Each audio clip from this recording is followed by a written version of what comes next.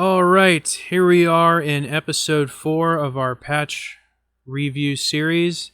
Unfortunately, I am not here with Johnny today, but I am joined by my friend Jason. It is wonderful to be here again. Thanks for inviting me back. Okay, let's get right into it. And before we get going, I'd just like to mention that I'm working on a second YouTube series. I'm calling it Battles by Warcraft, and I won't go into too much detail, but to summarize, I just used the Warcraft 3 Reforged editor to recreate historical battles, and I try to give them some context along the way. And hopefully my first one will be out in a couple weeks. I don't know. It's kind of going slow, but I'm enjoying with it, and I hope it'll be a hoot. All right, let's get started with this Grievous Wounds change. Now, I can't help but notice that they walked back this change and made it even weaker than it was already. What does that mean to you, Jason?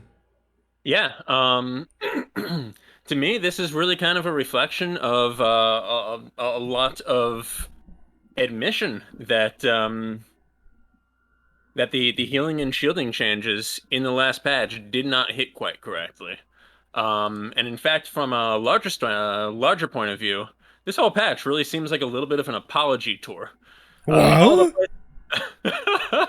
This is an apology tour for the mistakes they made in 1210. All the places that gave everyone the same treatment with stats and healing in 1210, without considering what it would do to that champion's playability in the new meta. A lot of these changes are trying to make good on, and I think that the Grievous Wounds really is kind of a reflection of that. As I said in the last video, the last patch notes, the healing and shielding not only is being nerfed by itself, but is also less relevant due to the higher health totals and to some extent the higher resists and armor. So healing, in particular, and also shielding, became a lot less valuable. And what they're finding here is that healers are doing so badly in patch 1210 that they need to nerf Grievous Wounds even further in 1211 to have anything that's even playable for some of these healing-based champs. I think that's the cause behind it, and you're getting really low numbers, like 25% and 40% now, which I believe is the lowest that the Grievous Wounds has ever been at. Is that right, Chrissy? Uh, well, for a long time there was not a minimal and maxed effect. It was always just 40 for like 7 or 8 years, I believe. But when they added like the enhanced effect, they also added the weakened effect. And I gotta admit, well, a lot of what I'm hearing from you kind of sounds like the short-sighted bullshit I was bringing up in the big patch we had. You know? Yeah, I have to agree. I think that their intentions were very good. I think that the methodology that they used to make those changes was very short-sighted. I have to agree with you. And they are seemingly realizing a little bit of this. And as we go through in 1211, we're going to see a lot of changes to give back a little bit of power in one way or another to the champs that they utterly screwed in 1210 through this very uniform methodology. All right. One thing I would just like to say is Belveth is hitting the live servers tomorrow, but she is a part of this patch right now. And we are going to actually save her to the end, even though her changes are right after Aphelios here.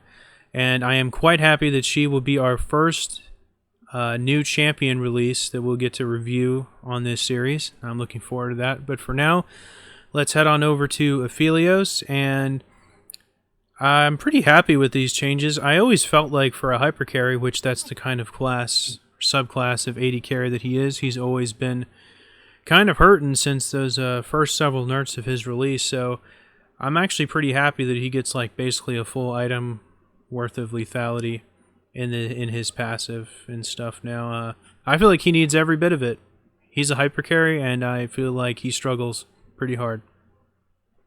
I can agree with that. Philios is definitely one of the champs that I am not particularly a fan of the design of for a game like League of Legends, Me where neither. you have to know everything that 140 to 160 champions do, and where you have to be able to understand what your opponent's going to do at any given time. I think his kit just has too many unique aspects and too many off the curve type of aspects. I think he'd be great in a single player game. With that said, he's here. I have to get used to it. And these are some pretty reasonable changes for sure. He has been in a little bit of a weak place. And since the bonus attack speed and the lethality are the second and third upgrades that you're going to make on Aphelios, these, while they look like they're relatively big increases, these are not going to change his early game that much. He's still going to struggle early. He's going to be able to deliver on the sacrifice that you made early a little bit better in the late game. And I agree, these are actually kind of nice changes to see to him. I think they should, if they wanted to help him out, I think they should just get rid of either Infernum or Chakram and just emphasize his other 4 weapons more. I think what you said is true. He just has too much shit to play with. I think it would, just emphasize the other 4, which I think are more relevant than the 2 I mentioned. That'd be very interesting, and a lot of people really play around the blue and the white, which I think is Infernum and Chakram, right? Well, that's the thing. You could also call Calibrim blue, and that's his range one. Fair. I guess the Infernum is kind of like a teal color. Well, the Calibrim is kind of teal.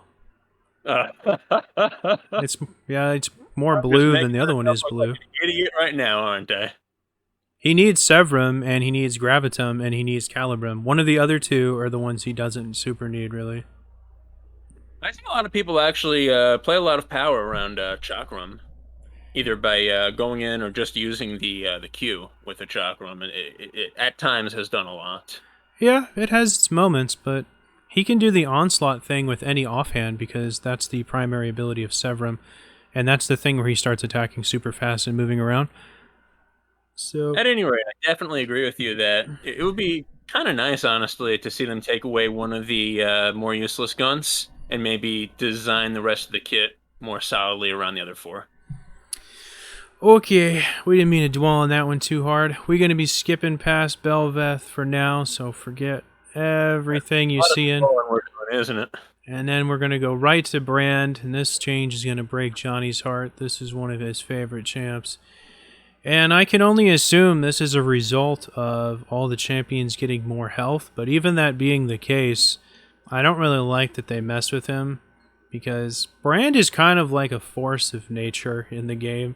I feel like he's kind of a staple of, like, I don't know, kind of the cheesy type of champion he is, and I kind of like that he's always good, even when he's not doing well, and he's always still decent, and I feel like his passive is his most important part of his kit, so even with the changes to, like, all the health and shit, I don't really like this nerf to Brand, to be honest. He's going to be just fine, but I don't like it. I honestly do like this one. And I'm a Brand player myself. I have a lot of fun with him, and I had probably more fun with him before they made him super easy mode a year or 2 ago. But this change really is putting him at about a break-even point from where he was before 1210. It's going to be about the same amount of total damage compared to a champion's max health pool. Sorry, it's going to be about the same amount of total damage that he's going to get from his Blaze, as he was doing before all the champs had more max health. I do think he needed this nerf. I think it's a very fair nerf. I actually like that they did this. Well, each to his own. Okay, next up is Caitlyn, and I did have one of my besties I wanted to get on and talk about this change specifically because he is a bit of a mid-Caitlyn lethality guru, and he's made me a believer. I never thought it was bad, but I've seen him play it enough times to know that she can literally one-hit quit you pretty early in the game when she's going like full lethality, and he is going to be overjoyed to see these changes because this is nothing but more kablooey, and her Q has been buffed like, it's got to be at least 5 times in the last 2 years it's probably been buffed. In Grandpappy's day, this Q only did like 150% AD, and now it's all the way up to fucking 205 or something like that. And then the net is just going to make her little Q combo or combo auto thing even better, because when you're building a lot of lethality, you're getting a lot of ability haste, and it having a lower cooldown and way the fuck more damage. And you don't have to max the trap second when you go lethality, so this is just all around a bonkers buff for her. Oh, that's really interesting. The idea that lethality is forcing you to max the skills in a different order in this case. It's really a shame because you had one of the most informative, entertaining guests on the planet lined up, and it's such a shame that that he wasn't able to make it for this. I'm sorry you have to settle for me, but I don't have any particularly insightful thoughts on this on Caitlyn. You have the AD ratio changed a little bit at the lower end on the downside. But that's not really going to matter since, obviously, most of your AD is going to come as the game is going to scale into the late game. Plus, you're maxing Peacemaker first. So, really, at almost all points in the game, Peacemaker is going to be doing more damage. 90 caliber net is going to be more damage. And while I see a lot of really good Caitlyn's use the net for positioning, more so than actually trying to hit somebody and get the damage off, now you can do both. I mean, the cooldown's been reduced. We're going to see probably some really cool plays for Caitlyn, and I was a little bit surprised that she needed this, but I bet she's going to be really strong. Yeah, I don't know why they keep buffing her, but that's fine because I love Caitlyn too.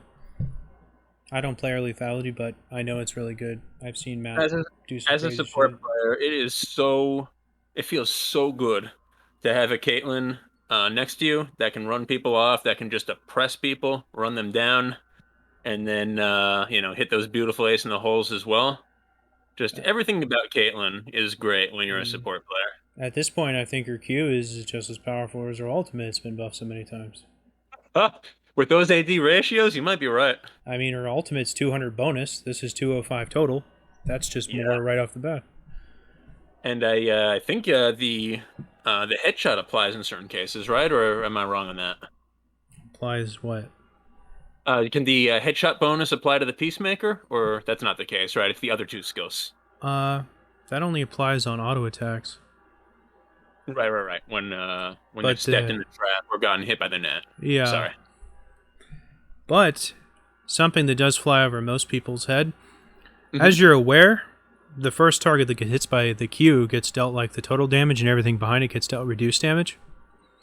If you recently stepped on a trap, though, even if there's a bunch of minions in front of you, the Q will do full damage to you if you were recently snared by a Yordle Snap Trap. A lot of people don't know that. Ah, okay. Even my friend Matt didn't know that until I told him. Lethality, Matt?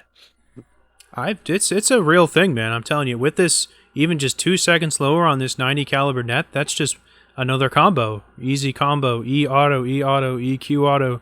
It does a fuckload. I don't doubt it.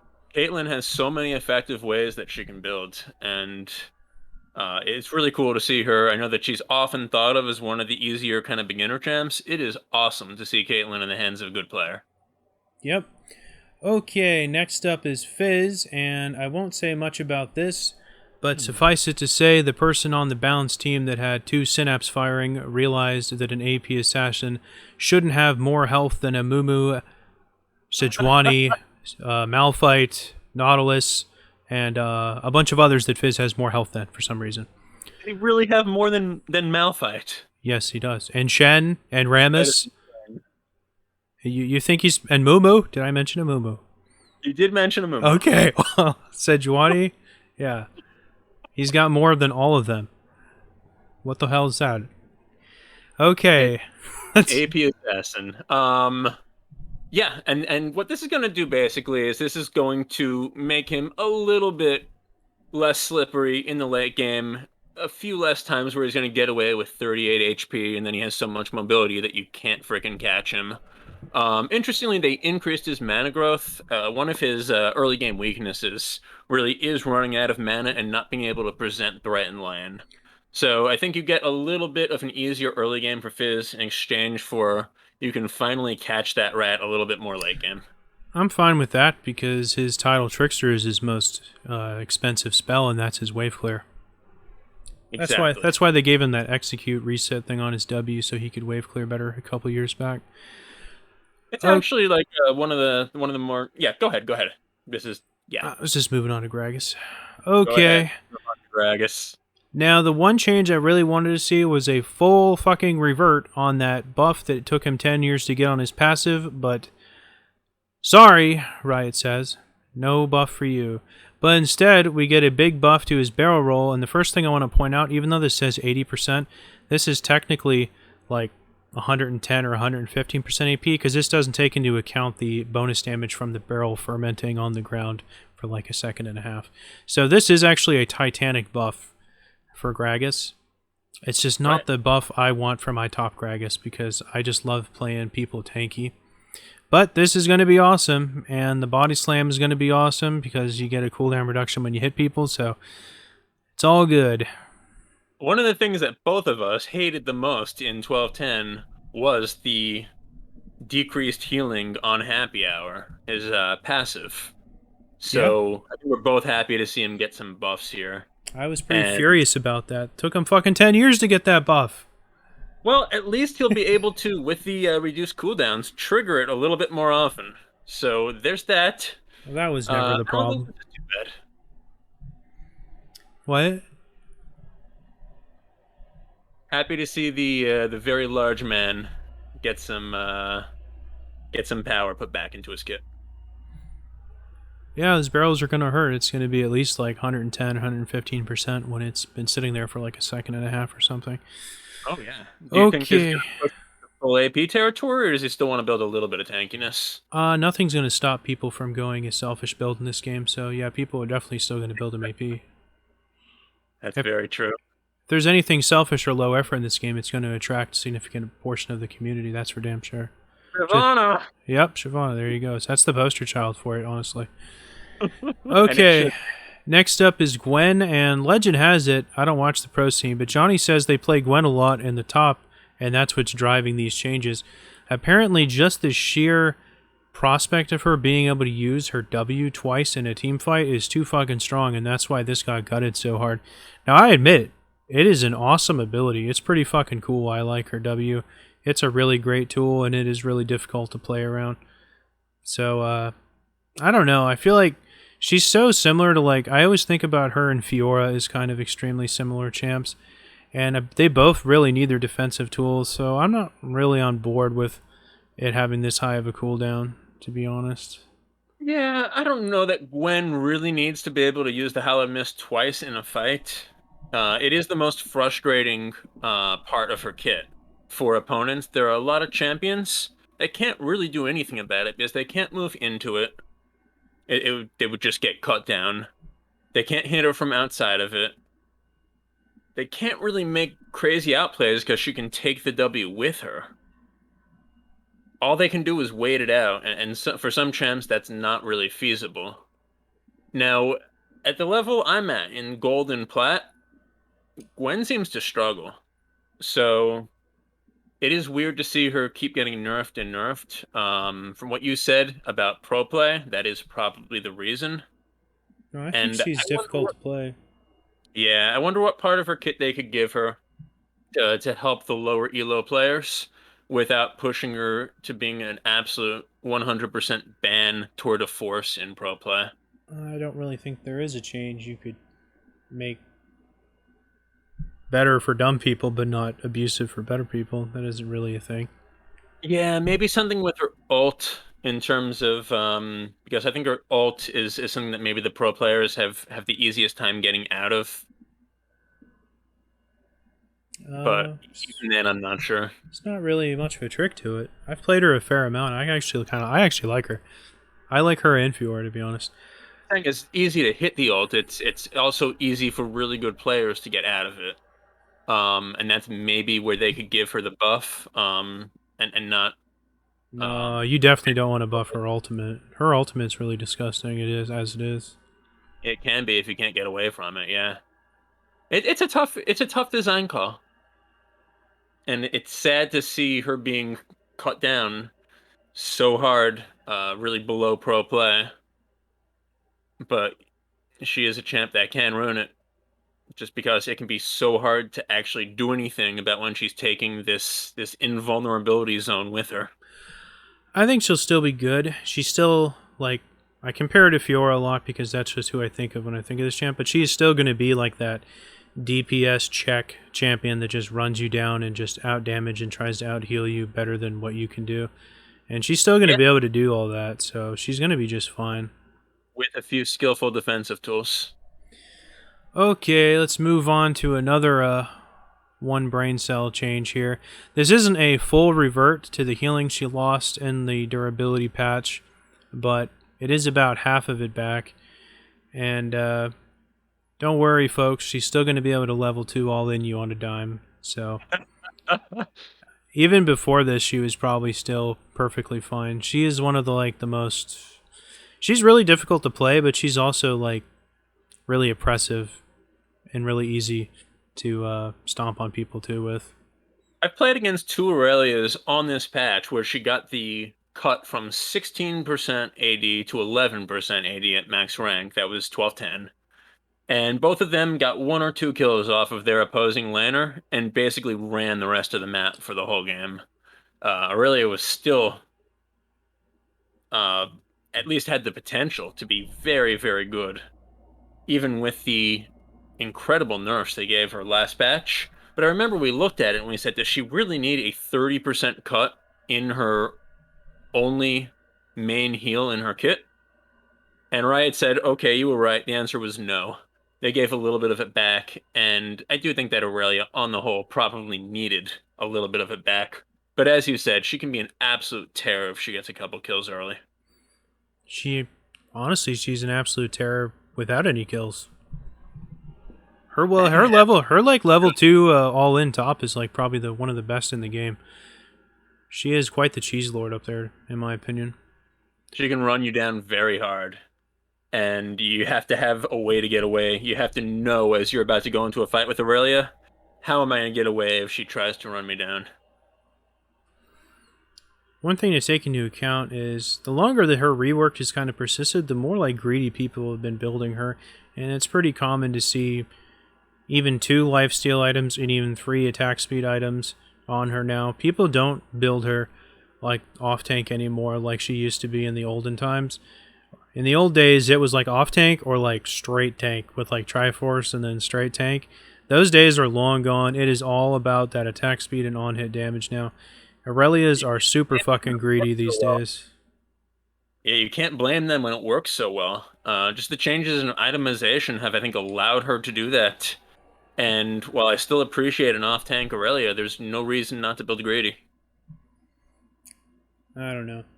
I think it's just building the type of champion she is, like Last Cannon, I feel like is just too inconsistent in my opinion.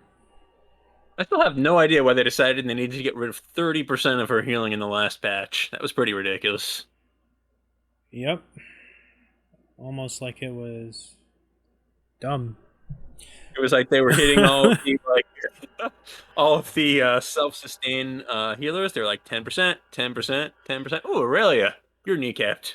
Alright. I'm not going to talk about these Grievous Wounds changes because they're just reflected in the Grievous Wounds changes we just talked about. Katarina is the one champion that I just want to say real quick, I think is going to struggle from this, as opposed to some of the other champs like Kled or Singed that got it. Because she really is one of those champs that that needs to be able to blow people up quickly to get herself out safely. And the fact that it's going to be harder for her to do this, in addition to the increased durability from last patch, I think Cat in particular could struggle a little bit. I don't really think so. I don't even really think she needs the Grievous Wounds. Unlike some other mid laners, say Malzahar, I think she has plenty of just massive overkill potential. You look at the numbers on her ultimate, it's absolutely preposterous. And sometimes these AD builds are even more crazy than AP builds. Now that all of her stuff applies on hit effects, she didn't have that for 10 years. Yeah, she's just fine, man. Yeah, she's been strong for a long time. I just think maybe between this and what happened last patch to the state of the game, she may actually start to struggle. I could be wrong. Okay, next up is Kayn. I don't really have much to say about this. It's a pretty small change. I don't really think Rost should be getting nerfed, to be honest. He's very dependent on constantly spamming his abilities to constantly sustain, and he already got hit pretty hard. So I don't really like this. This ability is so complex. I think that the change being made is it will do 5% of the target's maximum health per 100 bonus AD that Kane has, in addition to a base value of 65% of his AD. Something like that. It's so complex it spins my head in circles, but I mean, it's not that complicated. I mean, it has a base amount, a flat amount, and then a ratio. if you talk something like 300 bonus AD, which I think might be reasonable late game, probably a little bit lower than that, right? If you talk 2 to 300 bonus AD late game, you're talking about 1% less of a champion's max health that's going to be reduced. Yeah, I know it's not a small change. I just don't think Ross should be getting nerfed. If So yeah, anything you're should be talking getting nerfed, it's the Shadow Assassin. His 100 to 0 potential is redonkulous. well, that's going to be a lot less with the durability update, but yeah, really 30 to 40 damage off of this Reaping Slash on the Rost form. Seems like a weird place. I agree with you. It does seem like a weird place to give him a little tap. Okay, next up is Kog'Maw. And anyone that knows me knows I don't have a very high opinion of this champion. And this looks just like the change with Brand, where they're just compensating for champs getting more health. So apparently that makes Kog'Maw too damn good, but not too good where they thought. Oh no, they nerfed that too. My bad. I actually thought they buffed the resistance shred for a second there, but no, they nerfed that too. Well, yeah, that's my They nerfed everything on him. that's my theory. These guys want to keep this bug out of pro play. For some reason, they don't think that he's interesting enough. So maybe it's the same opinion as you.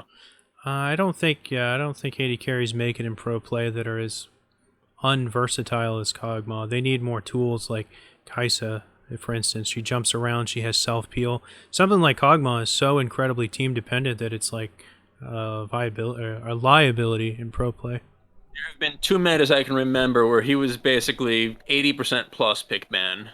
It was generally when you had a lot of tanks and a lot of enchanters around pro play. That That's makes obviously sense. not the case right now. That's when it would be good. Same thing for like Ashe, too.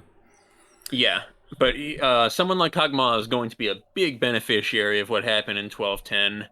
And honestly, as much as maybe this much wasn't necessary, I think they should have honestly had the foresight to give him nerfs in 1210 for the amount that the meta was going to shift in his favor. He is a tank blower upper, if you will. Yeah, he's good. He just gets shit on really easily. Yeah, but with 300 extra HP, that's gonna happen less often, and he's just gonna shred the hell out of you. Okay, next up is Lee Sin. And these changes aren't even really worth talking about because I think over the last 5 years they have walked back and walked forward these exact 3 changes like 10 times over the last 5 years. I swear to God, I've got a really good memory when it comes to this insignificant nonsense. Something about me remembers bullshit like this. And I swear he's gained 5, lost 5, gained 10, lost 10, and got his base AD up and down like 25 times over like the last 5 years. So, whatever. I miss Mightstone Lee Sin. I was always thinking they would give him some type of maybe extra passive where he'd be able to use his trinkets more often and be able to ward hop more, get more vision for his team. It was interesting that they decided to just basically make him a burst powerhouse to compensate for that loss of vision.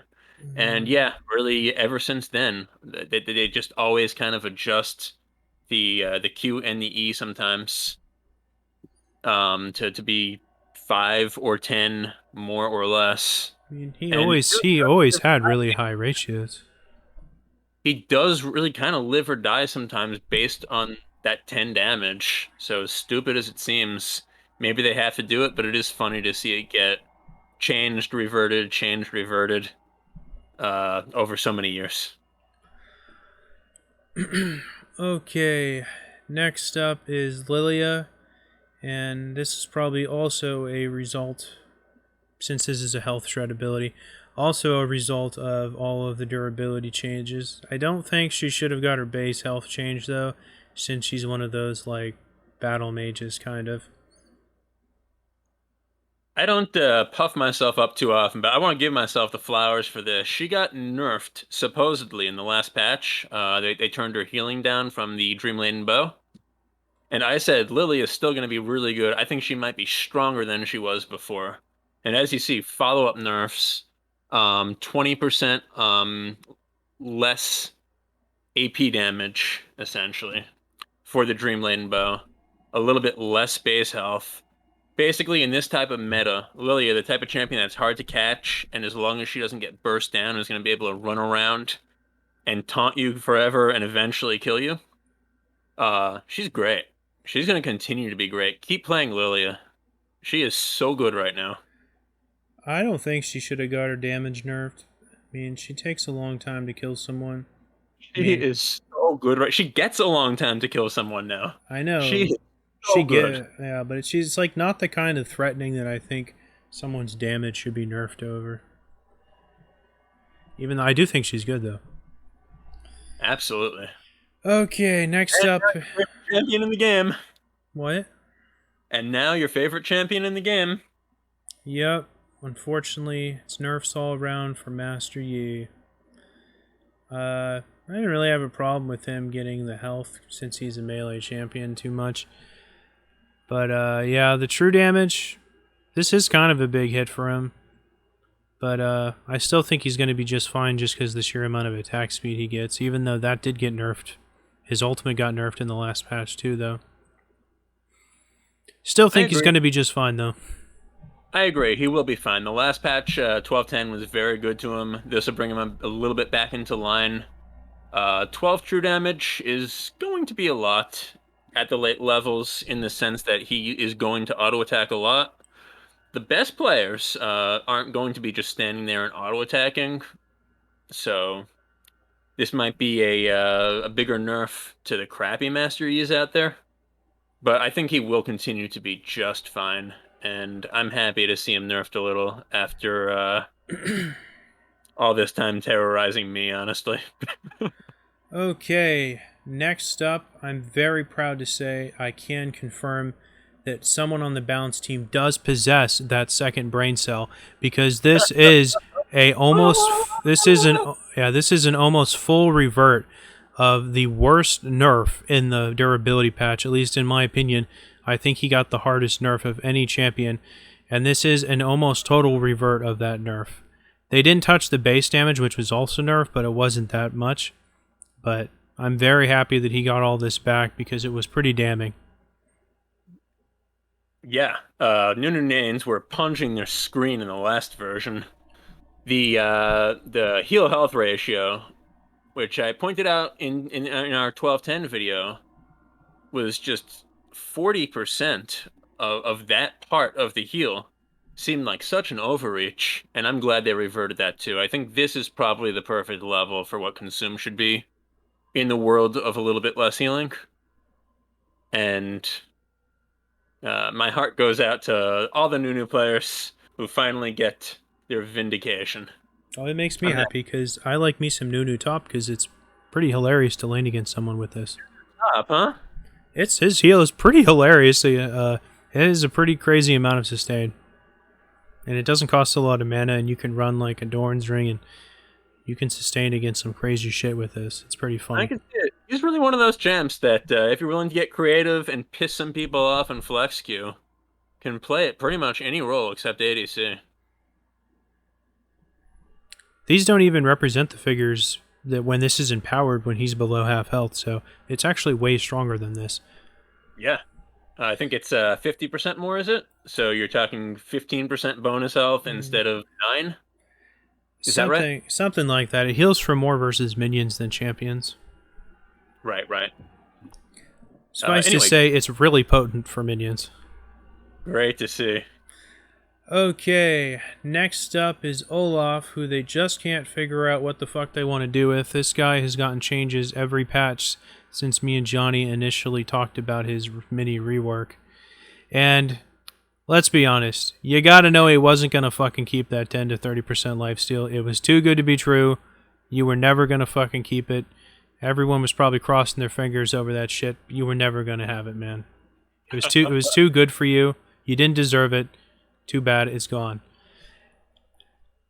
And yeah, I'm really happy that they reduced that back to 70% after they put it back to 77. Some more short-sighted shit. I remember how much. Yeah. The thing that really makes me mad, I knew he wasn't going to keep that 10 to 30% lifesteal. Not in this atmosphere, no fucking way.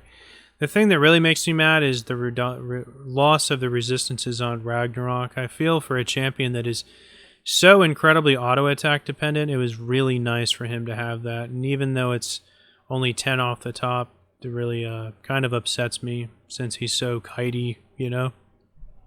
Yeah, I think the kind of overall impact of this change is a nerf. He's going to be less tanky, less durable, less hard to kill. He's going to be able to do a little more damage with Undertow. I think that the 2.5 seconds minimum cooldown instead of 3 is significant. No. He's going to be able to do the damage in a shorter period of time if he can. It's a And pretty meaningless change. I don't know if it's as meaningless as you think. It was 4.5 for 10 years. Mm-hmm. It's still 3. So to get down to 2.5 is pretty significant. Yeah. You're gonna be able to pick it up and hit people with it a lot. Slow them down. Oh, this is the minimum cooldown, not the minimum cooldown reduction, right? So this is a buff. Yeah. A small one. It's just that they are taking away quite a bit from his durability on the Berserker Rage. Yeah, I don't like any of these changes, to be honest. Yeah, I mean, they really, I think they're not exactly sure. They have the idea of generally what they want to do with the direction of Olaf, and they're not sure where to hit that right point. Because he is still, when it comes down to it, a run-at-you, stat check type of champion. And that's always going to have a very, very fine balance point that if you're a little off one way or the other, just screws everything up. So they keep trying to make these little mini reworks, and it's not quite hitting right. I think they'll get it eventually. Yeah. Personally, I bet they're going to nerf his passive again. You think they're going to do that like in the next 3 patches? If we had to make a bet? I'm calling it's going to eventually settle on like 5 to 20 or 2.5 to 20. 2.5 to 20, that's going to suck. Well, they're going to be like, that's too much for his new... We finally gave him a buff so he can come back to top lane after fucking 15 years. It's too strong though now. So yeah, they're going to nerf it down to like... Just as early game, they'll keep the high end still at like 20 or something. They'll make the low end start at like 2.5 though. That's my theory. 2.5 to 20. Really weird, unless he's just not going to be a jungler anymore, because he needs some lifesteal in the jungle. Well, he's still got the shield. That's true. And the jungle items have built-in lifesteal versus monsters. Alright, let's move on to a better change. Okay. I don't even really want to talk about this. This is kind of a lot like Nunu. It's an almost total revert of his garbage abilities. And someone thought an 18 hit point heal was too weak. So they put it back to 30. Is that the worst heal in the game, or is Tarek's heal worse than that? I think even at level 1 was definitely better than 18. Yeah. It's just, I'm not sure about 30, though. Yeah. This was very necessary because the state of the game after the durability update is basically burst damage and burst engage, bad.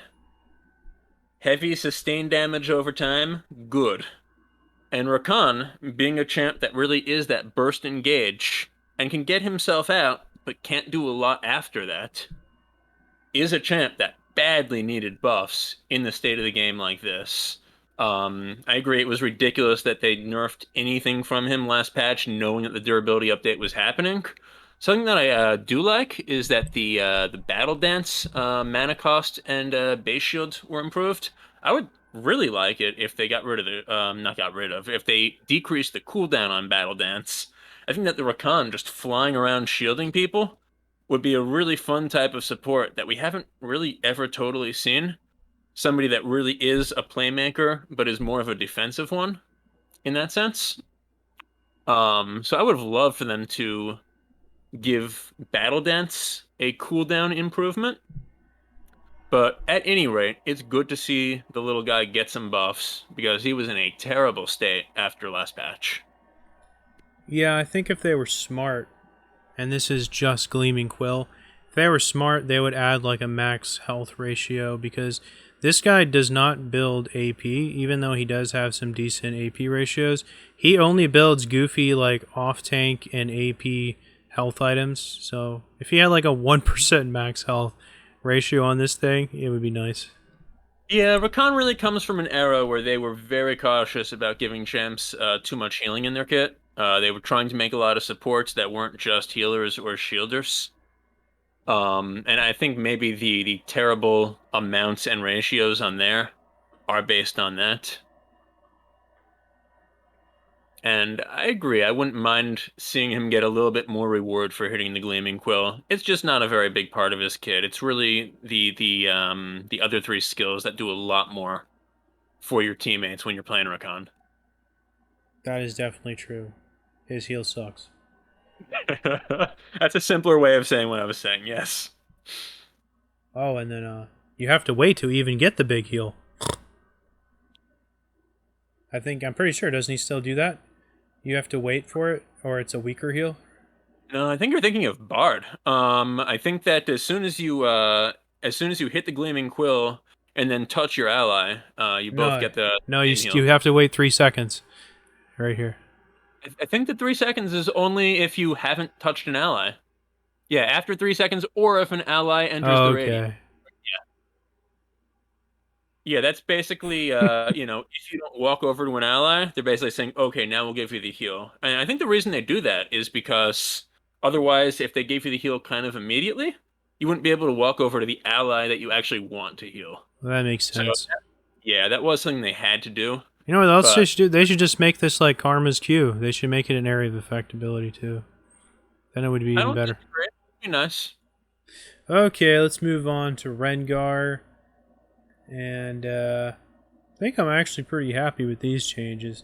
This guy builds like fucking Essence Reaver even though he doesn't have mana, just for that extra cooldown reduction, so his ultimate is always super low anyway, so I don't really have a problem with these changes. Neither do I. Rengar is one of the few champions that actually had his heal improved last patch, because it's coming out of a bigger pool of missing health or gray health, and the numbers were not turned down one bit. So to see him get a little bit of a nerf here seems appropriate. Okay, let's move on to Ryze. And Ryze is actually one of the highest healths in the game, along with like Sylas, Galio, and like Gnar. Just throwing it out there. I'm actually pretty happy with these changes. He has to like do so many abilities, but yeah, I think I like this. Spellflux, I think you would agree, right? Is probably the least important of the 3 damage skills in his kit. Well, it's the most important if you want to do damage or root somebody. I mean, it's definitely important to hit, but I would say, like, of the 3 skills, if you were to lose one of them, or if you were to gain one of them, Spellflux would probably be the least important of the 3. Sounds like you don't agree. What do you mean by lose or gain? You mean like not have the ability anymore? Because he needs Spellflux to make the root, and he needs Spellflux for Q to do double damage or whatever. Let's say if you could use one of them only half as often, which one would you be the most willing to lose? I would say Spellflux. No, you would definitely want to be able to snare people less often. His E, you have to spam his E to get the bonus damage on his Q over and over and over and over. That's how he does a lot of damage. He would rank them Q, then E, then W as far as the importance. Yeah, he doesn't do any damage if you don't do the amplified Q. I hear you. At any rate, so I was just thinking this was maybe a smaller change than it really is in that case. But I think part of the reason that they decided to buff him was the reduction in the healing of Archangel Staff, which really is a very much Rise core item in the last patch. And that may have hurt him a little bit to the point where even at the higher levels, maybe minus pro play, he was a little bit weak. So it's nice to see the AP ratio increased on the E, and that's hitting pretty often, right? You're going to actually be able to get a few hits that are all going to be increased by 5% of your AP. Only the primary target takes damage. Mm-hmm. Okay. Yeah, nice buff, and I think it's going to compensate for maybe what he lost from Archangels. Next up is Samira, and I guess they thought this champion needed a buff. I'm of the opinion that she's actually quietly one of the best laning phase AD carries in the game. Yeah, I don't know how I feel about this. It's not much of a buff, I guess, but she's already pretty goddamn feisty, to be honest. It's a tiny touch up, and I think they gave it to her because of the Nurse to Shield Bow.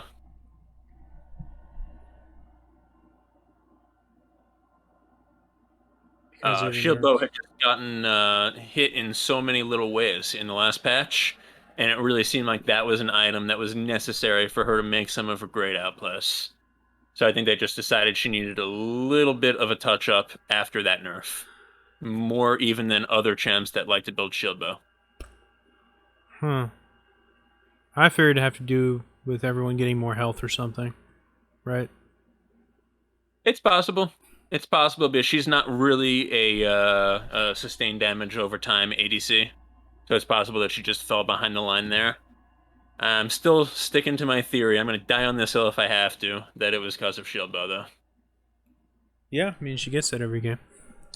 Mm-hmm. Okay, next up is Cena. Oh, man, thank God they made that slow weaker, right? I don't know what they're doing here. I guess they're trying to push it into more ADC Senna and less support Senna. I'll let you take it away, because these changes kind of mystify me. Well, the slow really can only be a nerf to support Senna, honestly, but it's getting into, shittier than Ryla's territory, because 15% is almost not even noticeable. Anything lower than, 25 isn't very good, to be honest. And as far as, the Mist Wraith stuff goes, to be honest, Cena has the worst laning phase in the game AD carry wise, and that's because of her essentially reload mechanic on her auto attacks for the most part. And while there are games where she can get to a terrifying state in the late game, it's really kind of a rare scenario. She has to have just an amazing laning phase to scale well, because she's going to collect the most myths in the laning phase. So I guess this is a good change. I don't really want to see AD carry Cena on my team, but for the health of the champion being able to do more than support, this is a good change. Yeah, I think they always knew they had their job cut out for them when they decided to make a champ that can play ADC or support. It's such a weird combination of roles. And they've never been able to hit that balance. The fact that they're actually tripling the Mist Wraith spawn rate seems like a pretty big thing for the ADC Senna. Oh, they don't know what they're doing. Unlike you, I think that support Senna is consistently a terror for all the reasons we've discussed in the past, and I'm happy to see her really have to capitalize on that first 1 second of slowing in order to easily stack up the mist. I don't really think it'll matter. If she slows you at all, she's going to land the Q or the auto, so she doesn't need 2 seconds to do that. She does take a very short kind of cooldown animation, right, after she hits the first shot? And so I think that this lower slow duration may give opposing laners a little bit more of a chance to get away. Her Q is an auto attack reset, so she can auto Q or Q auto. It'll be just as fast with this change or without this change. Mm-hmm.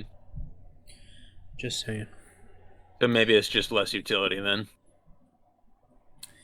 Okay, let's see who's next. Going down to... Oh, I forgot. We got Swain here, and I feel like they're about as clueless as to what to do with... Oh, you're right, Sona. Oh, what is this, another fucking nerf somehow? No, this is actually a little bit of a buff. I had to look at this one for a minute too before I understood it.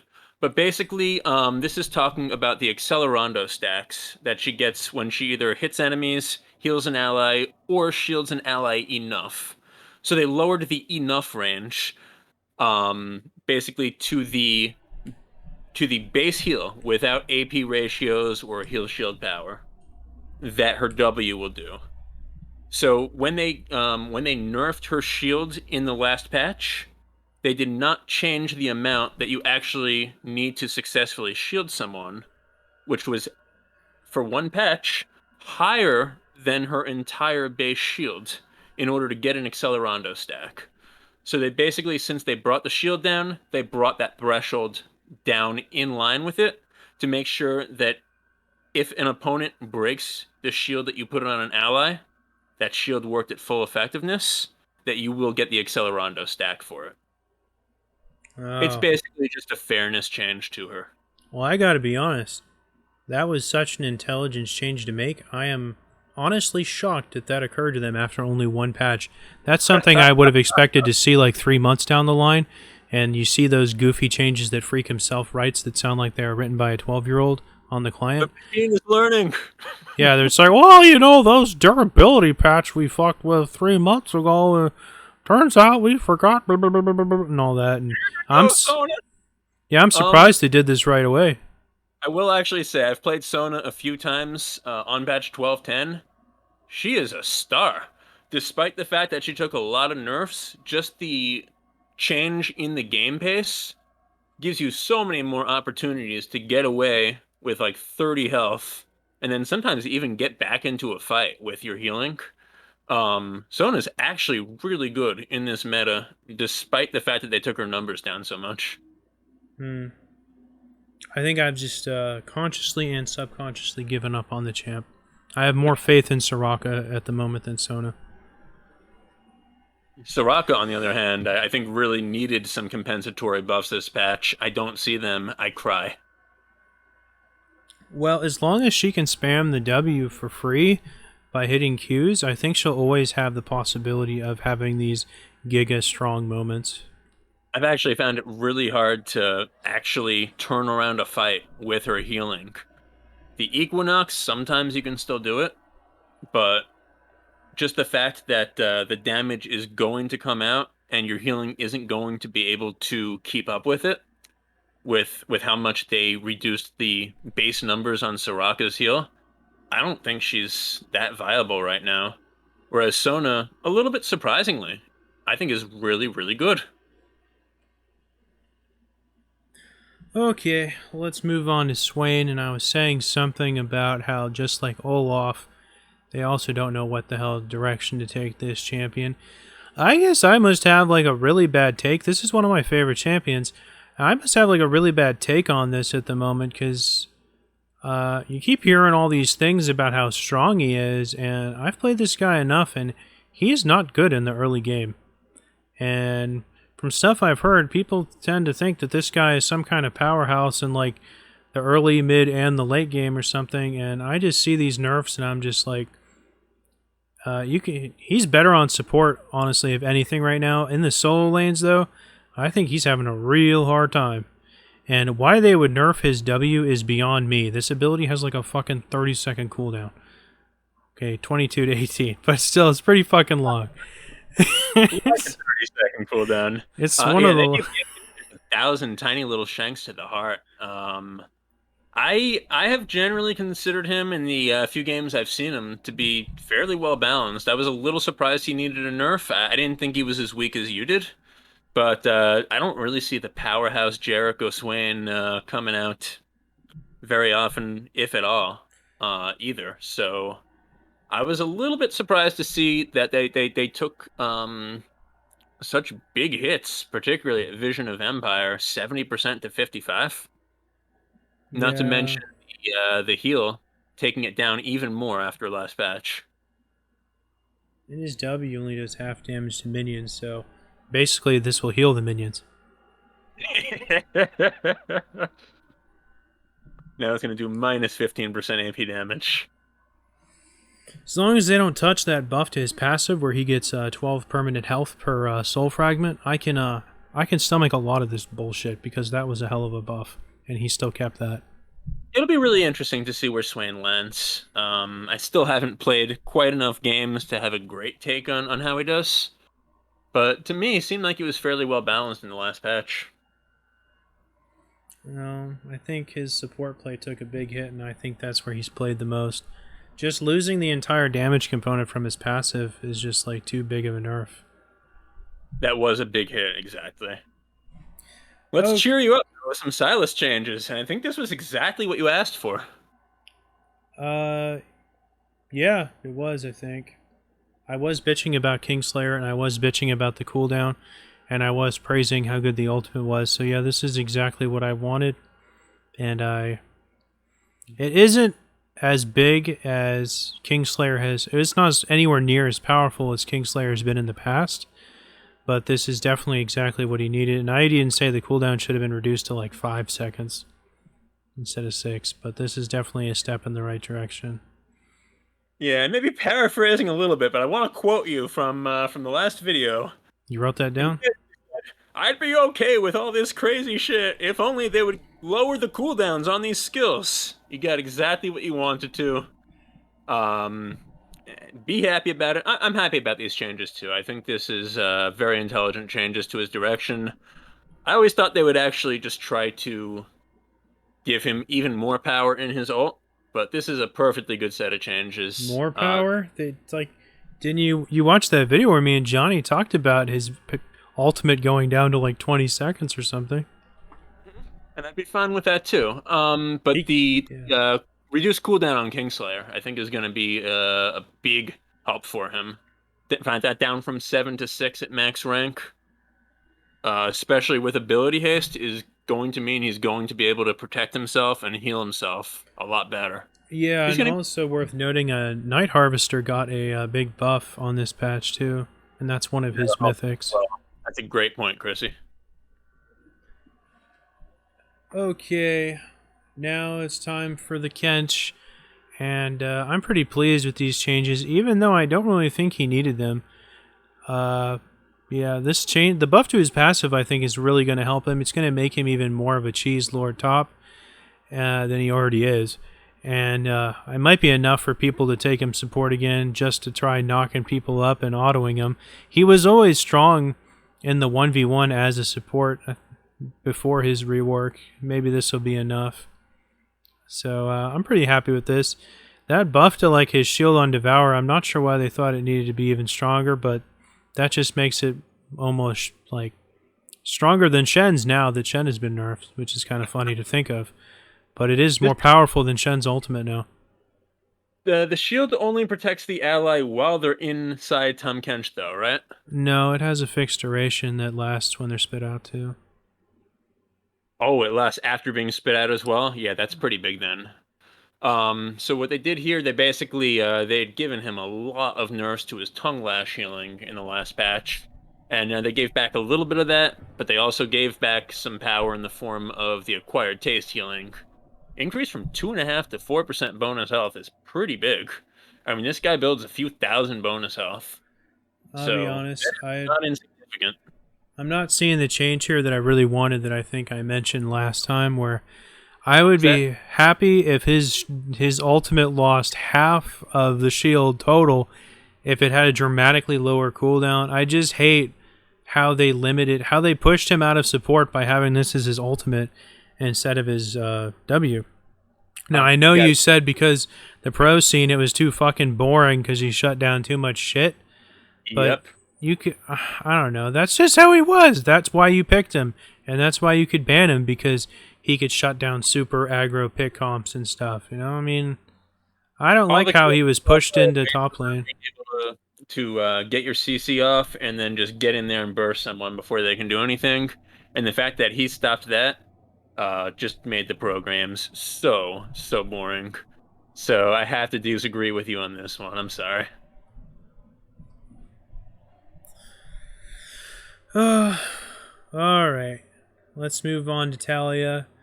And I think after she got that mini rework, she was actually in a really good place.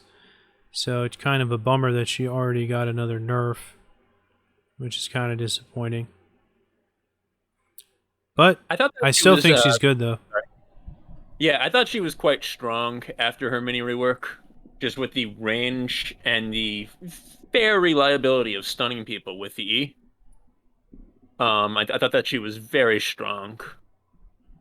So I don't mind seeing the Threaded Volley cooldown being reduced from 3 seconds to 2.5. She usually builds a fair amount of ability haste anyway. So you were often getting to the point late game where you were using a Threaded Volley before you even finished your last set of 5 rocks in the Threaded Volley. You can do that, and it was pretty ridiculous. 2 interesting points here. First of all, the Unraveled Earth damage against monsters is increased, so maybe they're trying to bring Jungle Talia back. What do you think about that? I think it was kind of goofy to begin with. I just wanted her to be better mid. I agree completely. I like her better as a mid laner. I don't want to see Jungle Talia brought back. The second interesting thing is that they basically are putting a 3-second cooldown on Weaver's Wall, her ultimate. If she uses, I think that's how it works. If she uses a basic attack or an ability and deals damage, that's very strange to me because I kind of enjoyed her getaways with the mini rework, where she could stun someone up and then real quickly use Weaver's Wall to just peace out. Those were some of the most fun moments I thought with Talia, and I'm sad to see that one go in particular, even though I don't mind the Threaded Valley nerfs. Well, the way this is worded, I can't say with 100% certainty that this refers to the initial creation of the wall or the recast where she jumps off the wall. I would think it's the initial creation, because I think that with the mini rework, when she took damage, she also couldn't use it for the next couple of seconds. They didn't want it to be like a super easy escape tool. But now they're basically saying if you successfully did your job, stunned someone, created a little bit of distance, you still won't be able to use this for 3 seconds. And I don't like that. I don't like that either. I mean, if you have to use your ultimate to escape, so be it. I mean, that's why Malphite can just be like, bye. Well, I don't like that on Scion or Malphite, really, but Weaver's Wall, really, I thought it was a fair trade for it to be, if you take damage, you can't use it for a few seconds, but if you deal damage, you should still be able to use it. And now they're taking that away, so I cry. Okay, next up is Taric, in my opinion, one of League's most neglected sons. And all this did is revert his ability back to the pitiful state it already was in. His heal I'm referring to, of course. Now, he did get a noticeable buff on his W, but it's not the greatest. It's something. A 2-second on his stun is definitely a big deal. His Q is so bad, I think people just maxed his Dazzle first because it has high base damage, to be honest. Yeah, just to quickly correct you, Dazzle is what they buff. That's the E, Bastion is the W. That's what I said, didn't I? No, you said the W was buffed. I know. Yeah, I knew it was a Z. Whoops. Yeah, be honest, I'm not really going to be happy with this champion until they revert the nerfs he got when he was first reworked. His Bastion was way stronger, then it had a way longer tether range, and the shield on it was stronger, shit like that. And I'm also not going to be happy until all of his bonus AP ratios are replaced with total AP. His bonus armor ratios are replaced with total armor ratios. because that just makes you feel better about building the stat that he wants to build.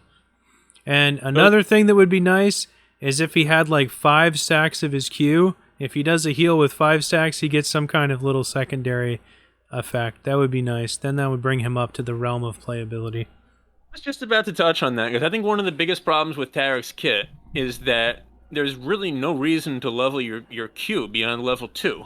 Just the way that he works in terms of stacking 2 and getting a bonus stack every time you do an auto attack, and the fact that he can auto attack twice very quickly after he uses a skill means that really what all the good Tarek players do is they level Q to 2, and then they basically ignore it for the rest of the game. Sometimes they'll level it to 3, 4, 5 after they've leveled all their other skills. I've even seen players not level it, and that's because all it really does is increase the mana cost.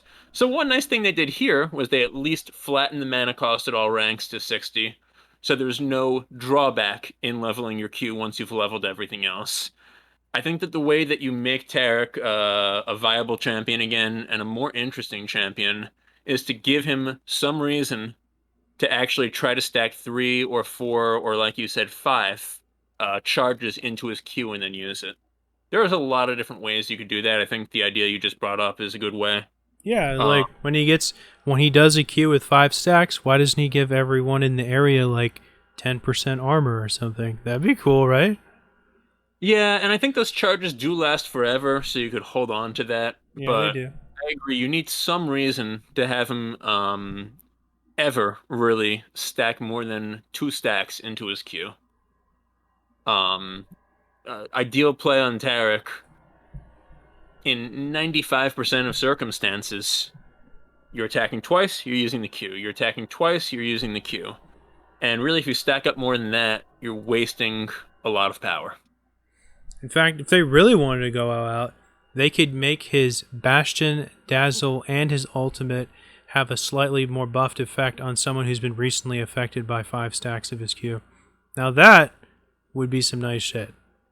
That would be interesting. I'd almost rather see them just get rid of the charge system entirely and maybe replace it with something more temporary. Like you get some bonus based on, how many auto attacks you've used in the last 3 seconds. Your Q will have just more power scaling based on that. There's a lot of different ways it could be done. But for God's sakes, guys, give him some reason to stack more than 2 stacks of his Q, please. Or they could just make it stronger. They could. Hey, at least they gave him the extra quarter-second stun duration on his Dazzle. That is something. Yeah, that's something.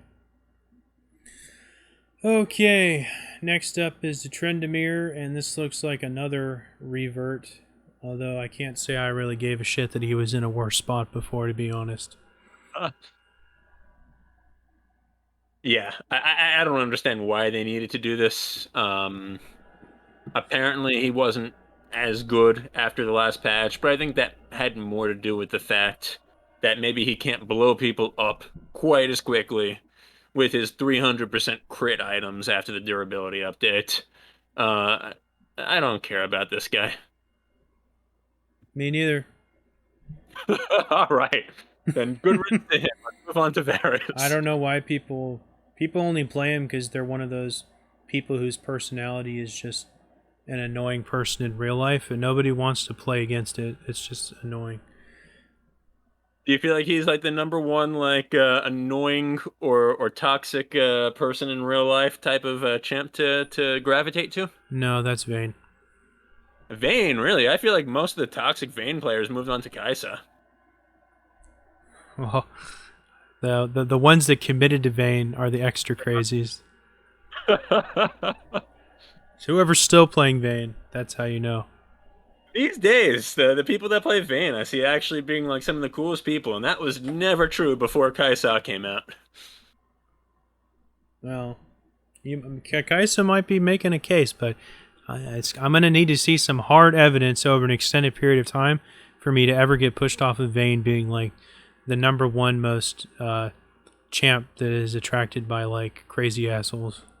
I'm sure you know this story, but when they were developing Kai'Sa and they brought people in for testing, They always bring in the people that not only are fairly skilled players, I think it's Platinum Plus, but also that have good records for honor and behavior. Basically, if people have like a lot of records of verbal abuse and things like that, they never bring them in for testing.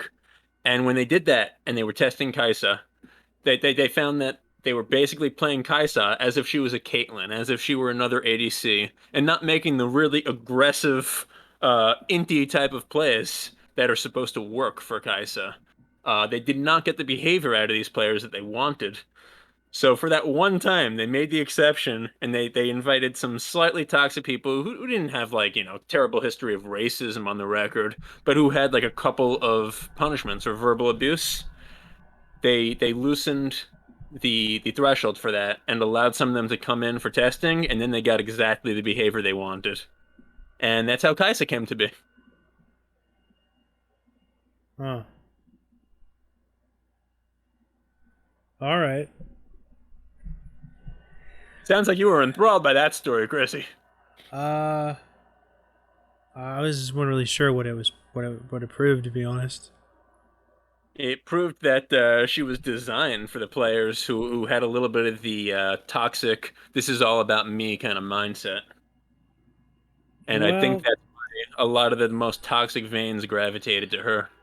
while that's probably true, I'm more inclined to believe it's the reason why I think it'll always be Vayne is because she's way more team dependent than Kaisa, and people are going to naturally be like more trigger finger crazy and upset when they're more dependent on their teammates playing something that is like a hyper carry. You know, Yeah, I mean, the theory like makes like Kog'Maw too. You know. Yeah, your theory makes sense. Okay, next up is Vigar, and seeing as how this ability's been largely unchanged for like forever, I don't know why now it needed to be nerfed. I mean, ever Yeah. since they made it not instant, it really hasn't ever been changed. So, yeah, My guess is he was too powerful overall after the last update. He's just like the type of champ that can be punished early game, but then becomes a force later. So the fact that it's harder to punish him early game made him too powerful. The Event Horizon, and particularly the Event Horizon at level 5, was kind of a weird place in my mind to hurt him. If anything, I would have liked to see the cooldown increased by a second or two at level 1, because really this just makes his build paths less diverse and less interesting, particularly with support Veigar. But even as mid Veigar, there was a justification for putting 2 or 3 points into your E before you leveled both of your other abilities all the way up. no, you And maxed now, W last. sorry, You maxed W last on him. some people do. You get a lot more damage if you max W second. Yeah, but it has such a huge AP ratio that you're getting basically just as much damage just as quickly by just having a 100% AP ratio than you are by maxing it and getting the 300 or whatever base damage that it also has. That's a good point for the burst. When I'm behind on Veigar, I have a hard time maxing W last because I just can't get quite enough damage off. But I guess if you're doing pretty well with him, it makes sense to max the E up quicker. At any rate, I would have really liked to see the early ranks maybe take the hit rather than the later ranks. This one's weird to me. Okay, let's move on to Wukong. And, yeah. Yep. I guess they thought him being too sneaky. Don't have really much to say about him. Wukong's pretty, blah champion to me, I guess. Even though I used to jungle him when I was a lot younger.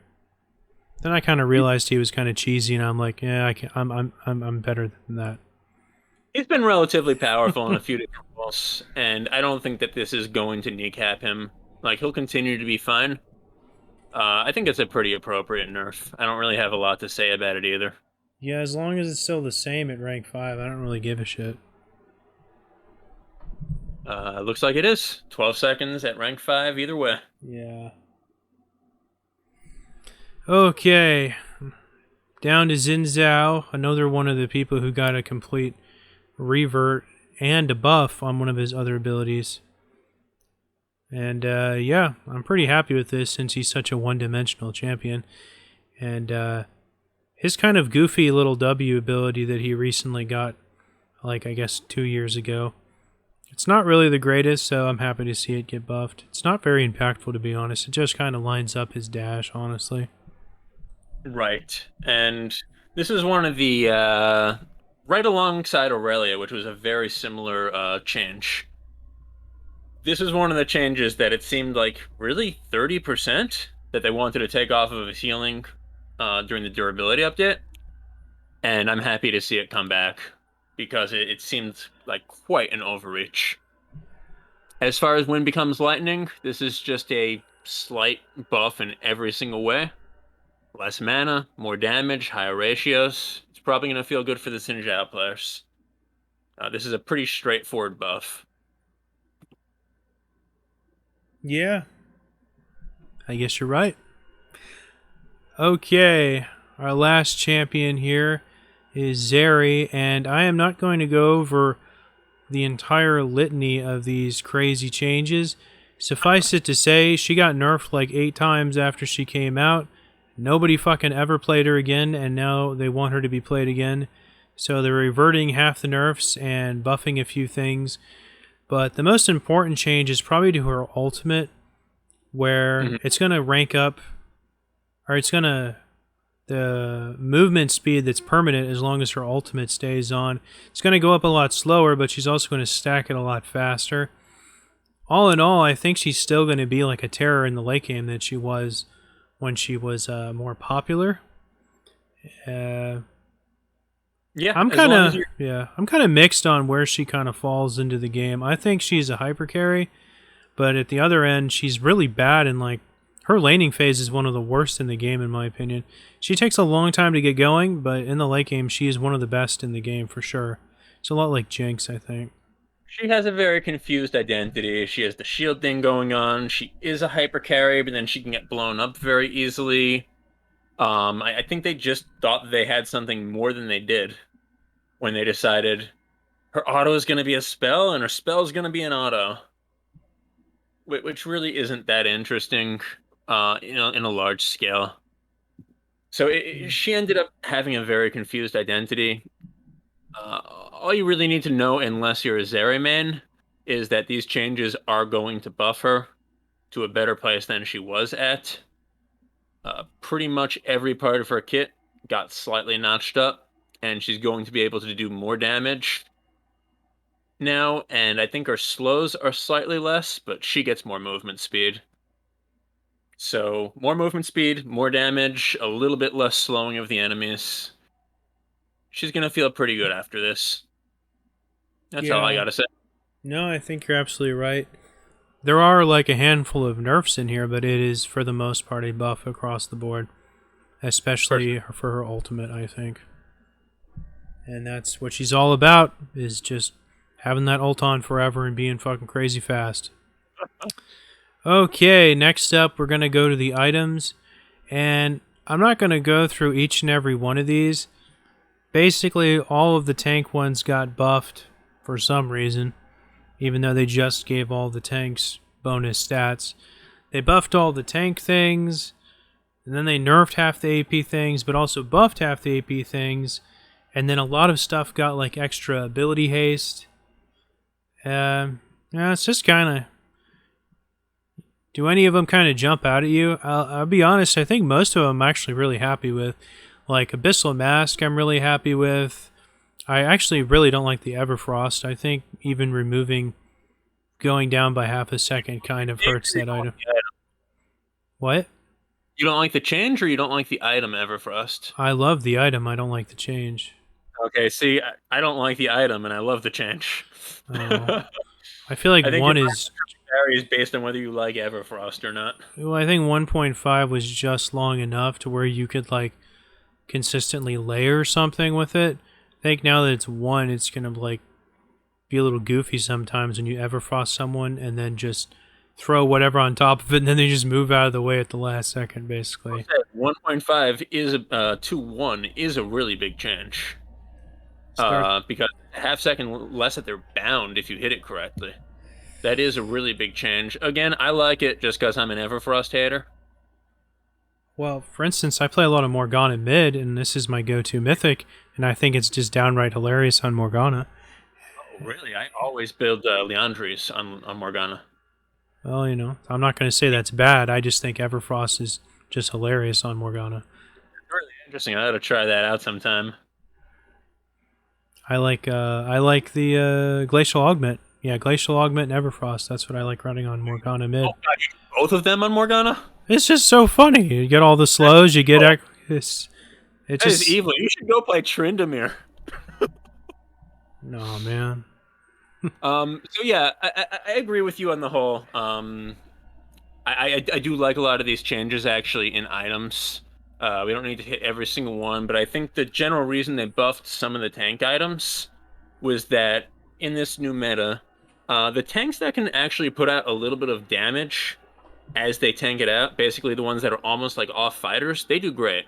But the tanks that really rely on just basically sticking around, being the big wall to block skill shots, protecting your team, and basically being an annoyance for a very long time, they don't do so well in this meta where the ADCs that can put out sustained damage are less easy to blow up. Basically, those ADCs are going to be gunning them down all day, no matter how much health they have. So I think what they were trying to do was give that kind of class of tanks a little bit of a buff by making the items that they use, the things like Bami's Cinder or Sunfire, to get a little bit of wave clear or a little bit of damage off in the fights, better. That's my guess on that. One change that I do want to point out I really like is the Knight's Vow ability haste increase from 20 to 10. Oh yeah, I like that. Yeah, Knight's Vow is just an item that seems like it should be good, It but is but good. always for me, it always seems to, whenever I see it, and particularly whenever I use it, tends to lead to a loss. Despite the fact that it really should be a useful item. It is good. And so I really like seeing this buff basically being able to say, even if you can't make the highest and best use of the damage transfer, which was nerfed last patch, by the way, that at least you can do a lot with your abilities. If you're a Leona, um, Uh, if you're a Rel, the you can do damage a lot more with your abilities to protect your ally, and you can still soak some of the damage from them. I like this one a lot. the damage transfer wasn't nerfed. The amount the 80 carry heals the person holding it was nerfed. Okay, yeah, I considered that all to be part of the damage trend. Oh, sorry. You're saying the amount that you get healed when your worthy ally damages somebody got nerfed. Yeah. Okay, right. Either way, this got a nerf last patch, and I was really happy to see them say, okay, if you're the type of champ that needs to use a lot of abilities to protect your ally, you can still use a lot of abilities now by buying this, and you can soak damage for your ally. I thought that was pretty cool. Also, I'm happy to see the nerf to Kraken Slayer. It needed it. Oh, thank Christ! I'd be happy if they cut this even in half from this. I don't. I think it was. I think I said this But last time that it was so stupid that they made an item that gave every champion true damage. I have one of the dumbest things they ever we'll talk did. about that with Belveth pretty soon, but Yeah, well, that's a little different, but yeah. Yeah, I really well, love this Knight's Vow change. I have this build where I run Shen top with like Guardian Redemption and Knight's Vow, and this is just going to make me even happier. yeah, I think it'll be a lot more usable now. Shen is somebody who can benefit from those lower cooldowns, assuming the fight goes long, which it can. And I bet that's going to be really fun for you. One of the craziest champion is this change to Gore Drinker and Knight's Harvester, and I think there was Thornmail. Yeah, all three of these are pretty powerful. I'm actually really shocked by this Gore Drinker one. Now I know 2 doesn't sound like a lot, but in terms of mythic passives, that's pretty fucking powerful. Well, that means that at full build, it would give you another 10 ability haste. Something like that. It's pretty Yeah, that's fucking good.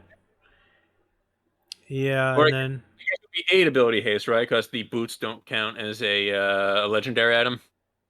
Yeah, you shouldn't really include the fact that you would sell your boots, because games don't really go that long. Should always only assume you're only going to get 4 legendary items, basically.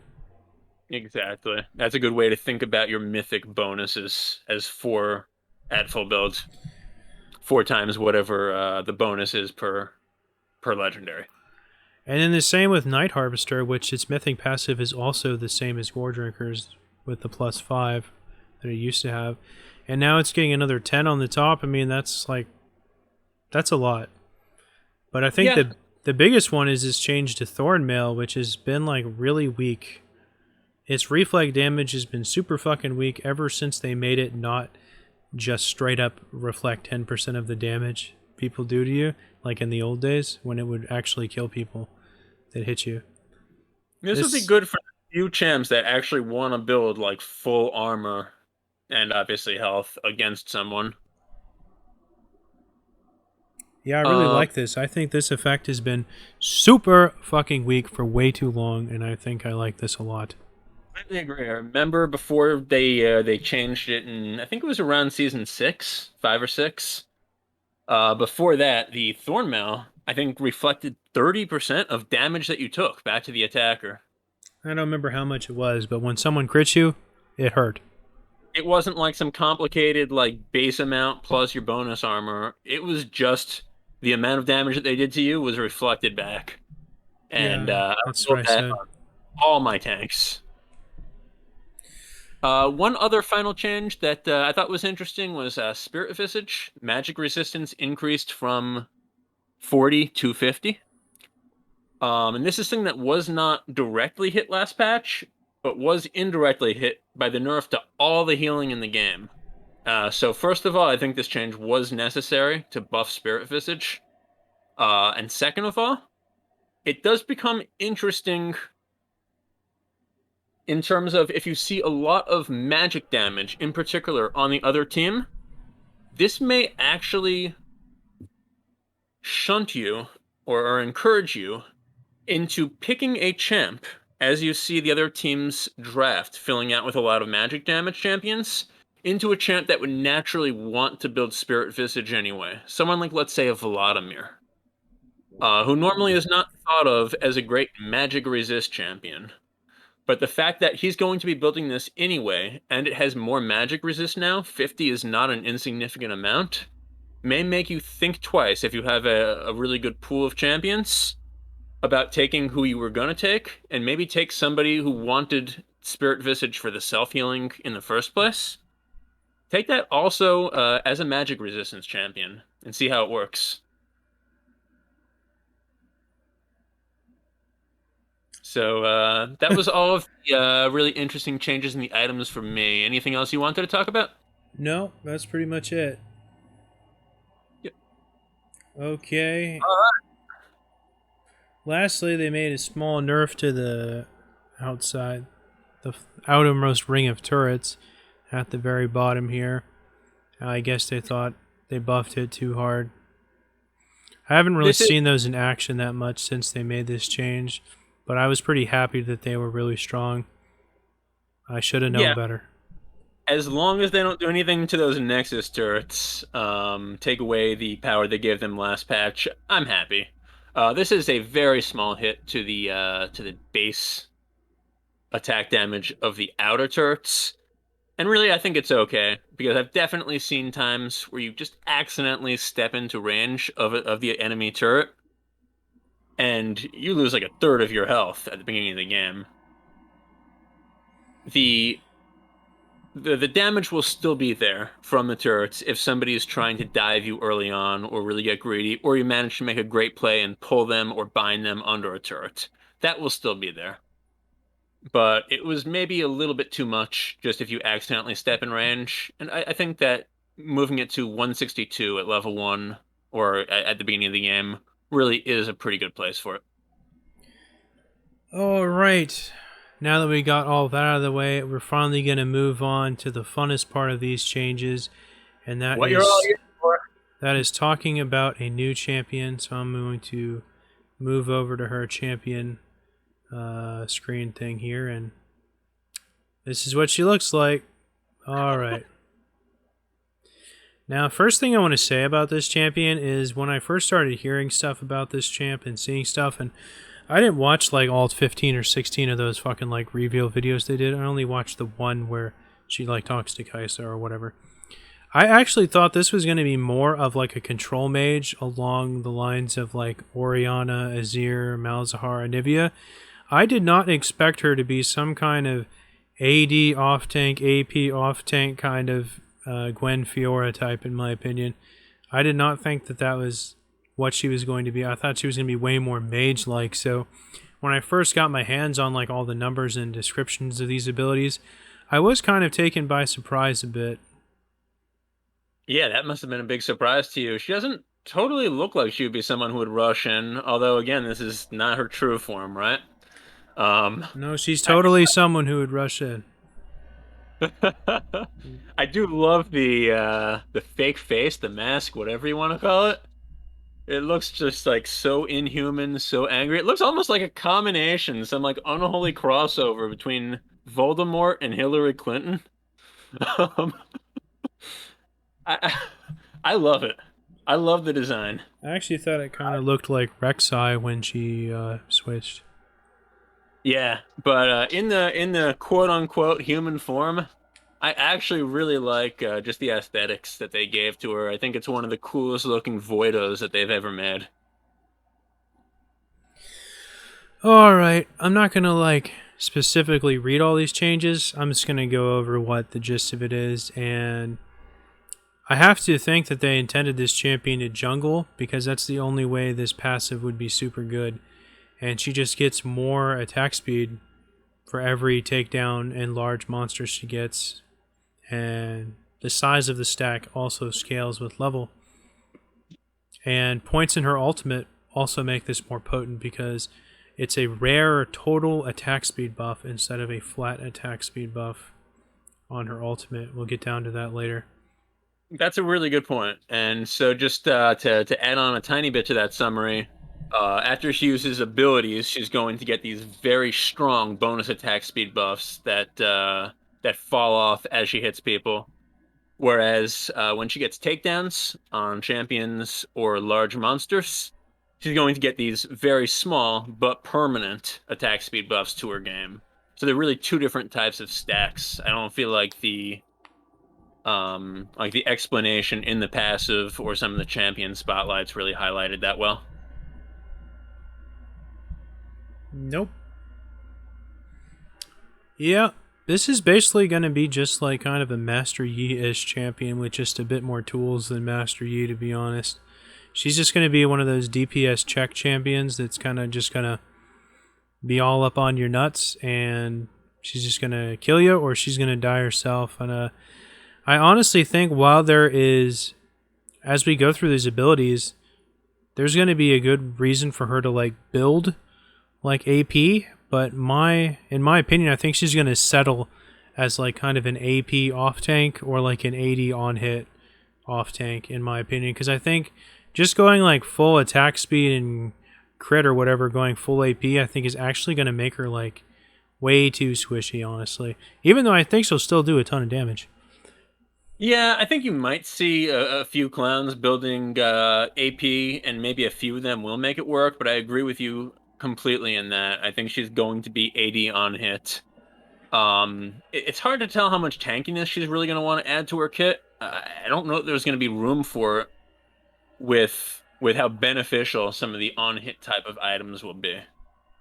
Even though the on-hits are less effective for Bel'Veth, the fact that she attacks so freaking quickly, and I'm sure you'll talk about that more as we go through the abilities, I think still makes on-hit the way to go. Hard to tell, though. Well, I think either way, she'd get like either she goes AD, she's gonna want like Bork. If she goes AP, she's gonna want like Nashor's. I think still, you know. Yeah, I think something like Bork, but also you got to think about things like Wit's End. I forget whether Rageblade will work well with exactly how she works. Yeah, I was gonna bring that up later. I think if Rageblade interacts with her ultimate's passive with the true damage, and that makes it stack even faster, I think that it's quickly going to be probably the staple build, because Ginsu's can be pretty fucking cheesy in a handful of champions like Vayne and stuff.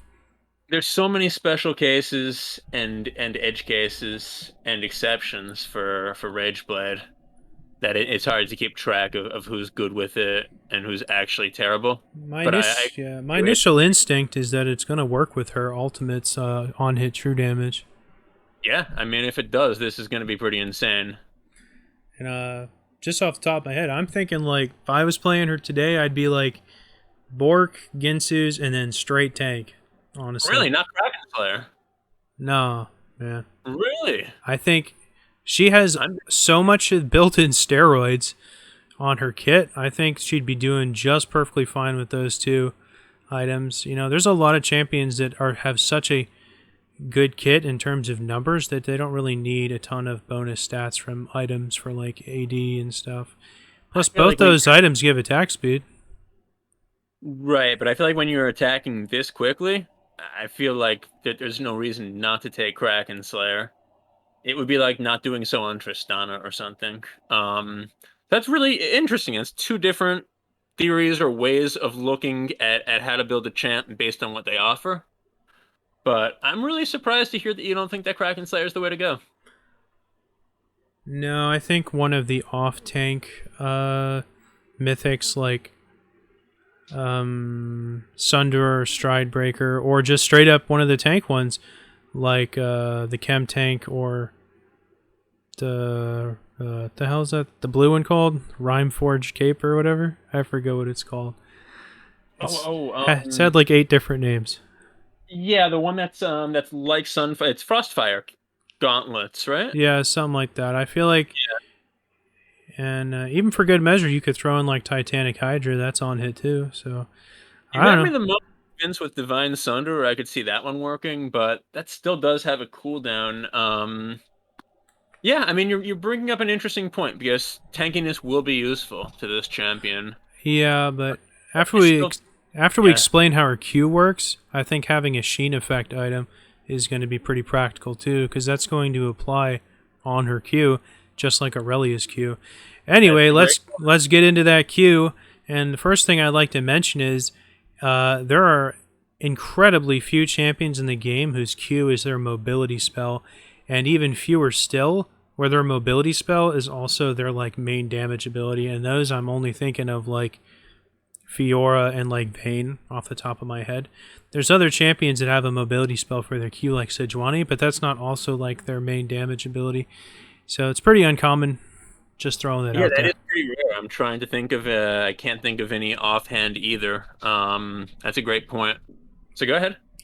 So this kind of functions exactly like Urgot's passive, and if you don't know what the hell that is, basically his model, regardless of the animation, is fixed in 4 directions, and each one of these she can just bop into a different direction, and that is the internal cooldown on this. And the most important thing is this ability cooldown is gated behind her attack speed instead of actual cooldown reduction, so that makes her passive stacks even more potent with her Q. And I think a lot of her kit synergizes really well together, which is like a stark contrast from how much shit I was talking about Renata, which I think has one of the worst kits they ever made. This is really good. I like a lot of what I see, and a lot of what I see is I think actually going to get nerfed pretty hard too. And the later we go down this list, the more crazy these abilities get, in my opinion. I actually think her Q is just fine. I think her passive is fine too. It's going to be she's going to need a lot of stacks for her passive to come to like true fruition. But the fact that her Q applies like on-hit effects and stuff, and as we'll talk about in her ultimate, when she consumes an enhanced Void Coral or whatever the hell it's called, her Q also goes through walls, which is pretty significant. Okay, yeah, that's all good. For anybody who hasn't actually seen this ability in action, if you think about taking a snapshot of what the map looks like when Bel'Veth first uses a Void Search and uses it in one direction, no matter how much you turn, if you just think about the snapshot of the map, you're allowed 1 dash in the other 3 directions that she hasn't dashed in yet.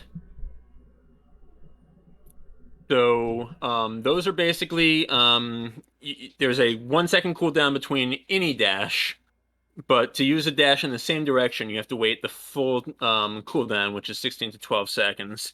So basically, if you've dashed forward, let's say towards the enemy's fountain, no matter how much you turn, you won't be able to dash forward towards the enemy's fountain for another 16 to 12 seconds, but you will be able to dash to the side towards top lane, to the side towards bot lane, or to the side, or back towards your fountain. Bro, This, I just explained that. yeah, this should give her a lot of good ways to get in and out. And also want to point out, like, when you pass through somebody with this dash, 110% AD ratio. So you can actually do some serious damage with this too. Yeah, this works very much like Aurelia's Q, to be honest. It's just shorter. Mhm. This is probably my favorite part of her kit. I think it's the most interesting. And there's really been very few times in the past where you've had an ability with such a short cooldown, but you can't use it in the same way for like 15 seconds. I think that's very creative design. I like that part a lot. Well, to be honest, like I said, this is pretty much exactly how Urgot's passive works. Yes, he's really the only other champion I can think of that that has a very similar type of mechanic. Actually, I'm pretty sure they're You the don't, only two. yeah, you don't see it very much throughout the rest of the game. And I'm not saying I want to see it on every champion, but keep making skills like this. This is pretty cool. Not including Fiora's vitals, which function in the same way as this do also. Yeah, if you want to consider the vitals to be a skill, then sure. Okay, next up is her little CC ability, which for some reason has absolutely banana scaling. So this is more of a reason to do some cheese AP build. This ability alone will, I think, make people abandon the attack speed and go stuff like Ludens and Sorcerer's Shoes and like Shadow Flame or Lichbane or something crazy. This, yeah, like look, 125%. That's like AP ratios champs had like 10 years ago and shit. Yeah. I don't know what they were thinking. It's actually kind of funny. This one ability is going to make people do that. Yeah, if they want people to go AP, I don't know why they don't just spread it out through the kit. This is a weird place to put 125% AP. The way that I think the AP builds will work, right? They'll use the Q to get in, um, deal damage with the W, which is that 125% AP ratio. And that also has the knock up, and then get away with their second dash in the opposite direction. It'll basically be a hit and run kind of strategy, which is not how the on hit Bel'Veth is really going to play. I think to make something like this work, I you're still going to don't have think to run like Lichbane. Oh, yeah, that'll be a lot of AP damage with Lichbane too. I still don't think it's going to be as good as her primary way to play. But yeah, it could be. It could be really scary. I think it'll be pretty good, especially when we get down to her ultimate's banana scaling too. Okay. Not 3 pages of text. Next up is her E, and this is her only defensive tool. But it's not really the greatest, but I think it's actually probably going to get nerfed pretty soon because it gives a huge flat amount of lifesteal, and as we just saw with Olaf, that's a big no-no. So I really don't expect this to stay this high. It's basically she just like, it's a lot like Aurelia's W, where she just goes into like kind of a posture, takes reduced damage, except she actually slaps the shit out of you while she's taking less damage. And I just sincerely doubt that this ability is not going to get hit hard, probably more than once. That's probably a good call. I mean, if you're just kind of like casually looking at the screen or the numbers on the right-hand side, you can go down about 10 lines and see 70% damage reduction during this ability. That's level 5 Master Yi Meditate. Yeah, but it's pretty. It doesn't last very long. Correct. It doesn't last very long, but 70% is huge. I mean, that's basically no selling damage abilities if you're using it at the right time. And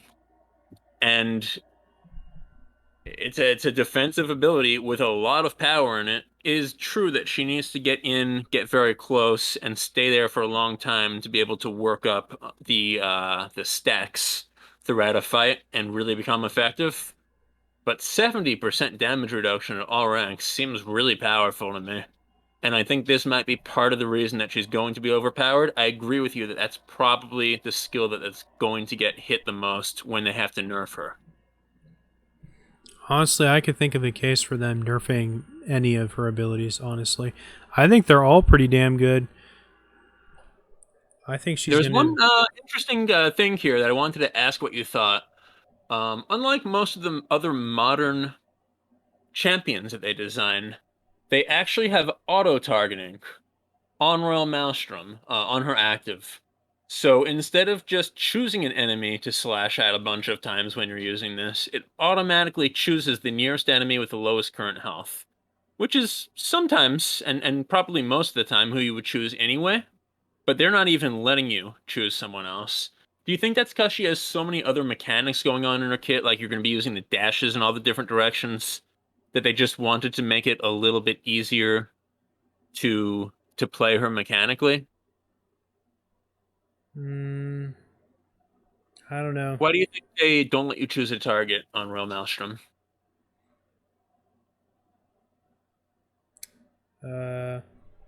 Probably because it does so many auto attacks so fast in such a short interval. Mm-hmm. And the more attack speed you have, the more auto attacks it does in the exact same interval.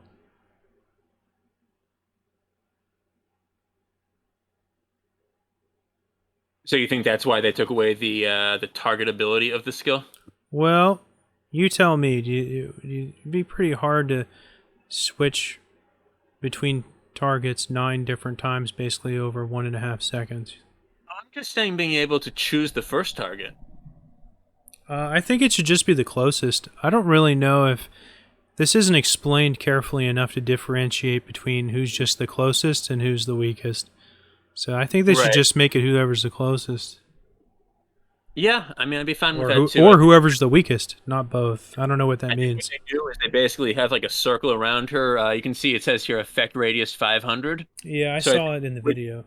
yeah, whichever champion is within 500 radius that has the lowest current percent health is going to be attacked by this.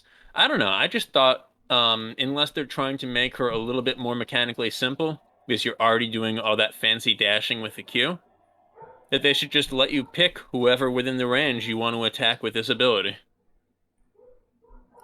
See, it's like I said, it would have to do so many auto attacks in such a short amount of time. The time it would take you to like pick someone, you'd already be like losing some auto attacks probably. If you didn't initially start off picking someone. Right. I think you just start off initially picking someone, and then it does all the auto attacks for you. Well, I don't know, man. They're saying you only pick someone once, but they're saying no, we don't want you picking anyone at all. And I'm just really curious at the design choice behind that. If I had to just take a guess, it's just a mechanical complexity thing. I hope it just always targets whoever's the lowest next to you instead of who's the closest. It's kind of worded funny, like it's both of them, the way it's describing. So I hope it's just whoever has the lowest health. So that Yes, I'm probably pretty makes sure the most sense. I'm pretty sure it's within that 500 range. Whoever has like the lowest health showing on their bar, essentially, which is their percentage current health. That's who it's going to target. That's the way that I understand it. Well, that makes the most sense. Yep. And pretty nice amount of lifesteal on this ability too. 20 to 28, plus whatever your actual lifesteal is as a champ. Yeah, that's why I was saying that's the first thing she's gonna get fucking nerfed. Yeah. Okay, let's move on to the ultimate, and this has about 12.5 effects. I guess start at the top. It's a lot like Jax's passive on his ultimate. It's just a lot weaker, but it gets a lot crazier because it stacks permanently as long as she's attacking the same person, which should make her quite a threat against some of the beefiest tanks in the game. When she really gets a lot of attack speed, she should be really good at killing some of the true late game tanks like Ornn and stuff like that. But yeah, like I said with Ginsu's, I really think this will probably work with Ginsu's, which will make it even more stanky. And I'd be surprised if that isn't her initial go-to build. I'm thinking it'd either be Bork Ginsu's or like Gwen, Nashor's, and Riftmaker is what I'm going to see as her first go-to builds when she comes out. That's what I'm thinking. Yeah, with 100% AP worth of true damage on her ult as well as that W, that's not a bad argument. Yeah. This thing where she detonates the Void Corals after takedowns on champions and Baron Nashor or the Rift Herald, but not dragons, because those aren't Rift monsters. Not dragons. I think they probably should have left that in there anyway. Yeah, I really don't like this. This is, for all intents and purposes, Garen's ultimate on an area of effect with 100% AP, the ratio that Garen doesn't have. This literally is Garen's ultimate. His is pretty much these exact same fucking figures. And this is an area of effect ability. This is way too fucking strong in my opinion. Like, if she gets one fucking takedown or one Void Coral from the Baron or the Rift Herald, this is just going to snowball the fight so hard. And it's just like Absolute Zero. It's like a big circle that blows up, except it's like 3 times fast. That thing channels for 3.5 seconds. This blows up after 1 fucking second. This is way, way, way too fucking strong. I'll say it again. It's almost exactly the same numbers as Garen's ultimate with 100% AP ratio. Garen doesn't have a ratio on that ability. This is fucking bonkers. Diego's Reset City was crazy. Wait till you see this. Yeah, this is absolutely bananas. Like in a close, like 5-on-5 team fight in any kind of cramped area, if she gets even one takedown of these Void Corals, the fight is going to be fucking done. Like, I don't think any other champion in the game has missing health true damage at the moment. There's max health true damage, there's flat true damage. I don't know if anyone else has missing health true damage. Everyone's is magic, right? Other than Garen. Yeah, hers is magic. Yeah, Garen's is only true damage if it's against the Scoundrel, right? No, they took that away. It's everybody now. Yeah. So it's just always true damage now? Yeah. Yeah. Maybe I'm forgetting somebody, but no one has AoE missing health true damage. No one. Well, there's Pyke. He does 9,999 if enough of your health is missing. Yeah, Pyke and Urgot don't count because that's a health threshold. It's not really true damage. Of course. But this is absolutely out of their mind fucking bonkers. I wouldn't be surprised if they actually switched this to magic damage. This is absolutely insane. Her kit is lacking. It's not like she's going to be totally reliant on her ults active to be an effective champion. Yeah, I agree with you. This is pretty crazy. That just makes it even crazier. The fact that she doesn't need it and it's this powerful, that just makes it even crazier. I think you've said it better than I could, and just something I'm going to add on to the fact that she has, 3 different passives on her passive, her innate, 2 different passives on her ult. Like, don't get me wrong, Bel'Veth is, like, a really creative champion. I think they do a great job selling the dream of being, like, a Void Queen. I think they really thought about how the kit will work together with itself very nicely. But this is just terrible in its simplicity and readability. A designer, to quote one of my favorite quotes, a designer knows he has achieved perfection, not when there is nothing left to add, but when there's nothing left to take away. And they have so many different effects in this kit. Every single thing. There's 4 different dashes, 3 different innates. That's not really the part I have a problem with, because I think Aphelios is one of the bad ones for that same reason you're explaining. I mean, if you... The third part of her ultimate, it's basically the same as, like, Renekton, Nasus, Riven, Aatrox, Volibear. They all have pretty much the same fucking ultimate, give or take a couple types of different stats. Yeah. But let's move on to the last part of her ultimate. If she actually detonates any of those Void Corals, she gets a ton of fucking bonus stats. And not the greatest heal I've ever seen, but it's still going to be good. But yeah, the bonus attack speed, though, is the one to watch out for. As well as the fact that she stays in her little true form for an entire minute. And then 3 minutes if she takes down the Baron Nashor or the whatchamajigger. Oh my god, yeah, it is 3 minutes. The Baron Nashor or the Elder Drag, right? No, it's... or Rift the Herald. Rift Herald. And then the last thing to mention is only when she takes down the Baron Nashor or the Rift Herald, she converts dead minions to Baron minions to help her put her team push faster, which I thought was the part of her kit that was actually going to be a much bigger part of her kit when I thought she was a control mage. But that is an utterly tacked on part of her kit that's barely even worth mentioning. Just little suckerfish, but they're hardy, and they actually, it's just like another element that they add on to the kit, another bit of complexity that I don't think they needed to. Like, she would have been fine without the suckerfish. Um, it it's really too bad that when they have a champion with a few really special things here, that they feel the need to add this much bloat to the kit. I'm perfectly fine with most of it. The only part I think is crazy is the AoE missing health true damage. I'm actually the reason I'm fine with most with her whole kit is because it's going to take her a long time to scale, and she's going to have like a good early game basically and a good mid game for her to come out as a powerhouse. She's going to need takedowns. She's going to need lots of large monster camps and shit for her to get to this dream state if she goes AD or AP on hit. Now, if she does her like my goofy build I was mentioning, where she goes like Ludens and like Lichbane and stuff like that and tries to actually play like a mage, I think she can actually get away with that, man. If you get like 400 or 500 AP, these Void Corals are still going to hurt like shit, man. And you make a good point, right? And even when she doesn't have them, she has that ridiculous ratio on her W. Yep.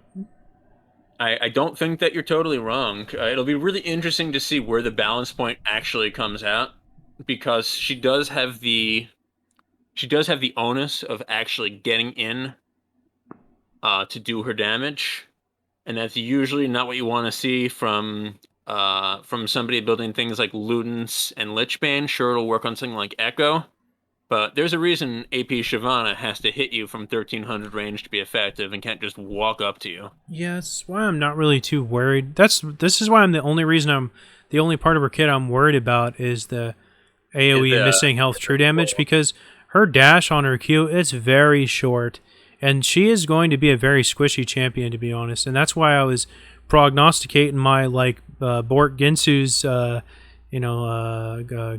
Sunfire Cape or whatever build, because I think that's actually going to serve her the best than focusing on all of these like Giga Cheese potential. I'm always the slow and steady wins the race ideology in my mind. Right, yeah, the tortoise beats the hare, but I think the stingray is about to beat both of them, because she definitely does look overloaded and overpowered overall. Like I said, I'm not really convinced of that. True damage is your main thing. Yeah, that's the only part I'm worried about. If you look at these stats, they really aren't like these bonuses she's getting. They aren't really super potent to be honest. Like this bonus health, Renekton gets 3 times this. I'm not really worried about her bonus out of combat movement speed, her bonus attack range. Like Nasus gets the exact same thing. The increased total attack speed, only her and Master Yi get that, and I think they actually took that off of Master Yi's kit a couple years back. She might be the only person in the game who gets a bonus to her total attack speed. And this heal, this is absolutely forgettable. I'm not really worried about any of these kind of she's going to take a long time to scale, basically, but she is going to be a terror, I think. And that's why I think she's going to have to beef up. I don't think it's going to serve her well to be a super glass cannon, because there is this defensive skill. It isn't enough to, save her consistently. It's going to have a long cooldown, and she's not going to be building a lot of ability haste if my theory is right. Yeah, I mean, it's going to be hard to die during that E, right? With 70% reduced damage and all that lifesteal, but she only gets to use it once for a very short amount of time. She will be somebody that you can take down if you have the damage on your team to do it. But just the amount of damage in her kit and the fact that she can get to 10 attack speed, there's so many different things going on that I think even before the Void Coil, she looks like a powerful champion. And with that, as you said, just it goes crazy. I don't think she's going to be good early game. I agree. She won't be good early game, but mid game and late game, she's going to be a terror. I think she's going to be a lot like Cena, where her late game is going to be really predicated on having a strong early game.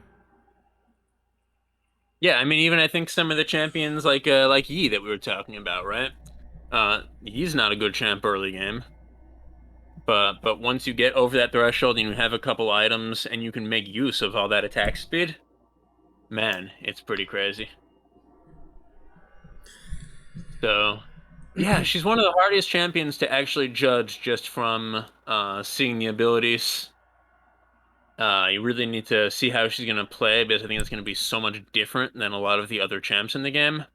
And again, I want to give Riot their flowers for continuing to make champs that do feel different and do feel special, like they can do their own thing. I just feel like this kit is overloaded in its complexity, not to mention its balance, in a way that like Aphelios, if you're not a real big fan of the game, and if you're not a Bel'Veth main, there's probably going to be at least 3 different things in this kit that you don't know exists 3 years after she comes out. Now, if you're listening to this video and you're that much of a fan of League and its little nitty-gritty depths, you're probably going to have no problem. You know exactly what it's going to do. But I think for 80% of the people who play League, that just play it for fun, that just play it, for the few champs that they like, I think there's going to be so much complexity. They're like, they're going to hear in 3 years, oh, she gets a heal, or she got, she gets a lifesteal when she's also hitting somebody up, like bonus lifesteal. They're not even going to know it. I wish they would create this much unique interest and this much just possibility space within a champion without having to add this much complexity. I think Syndra is a fantastic example of doing that. Her skills are very simple in what they do, but there's so many different interesting ways you can use them.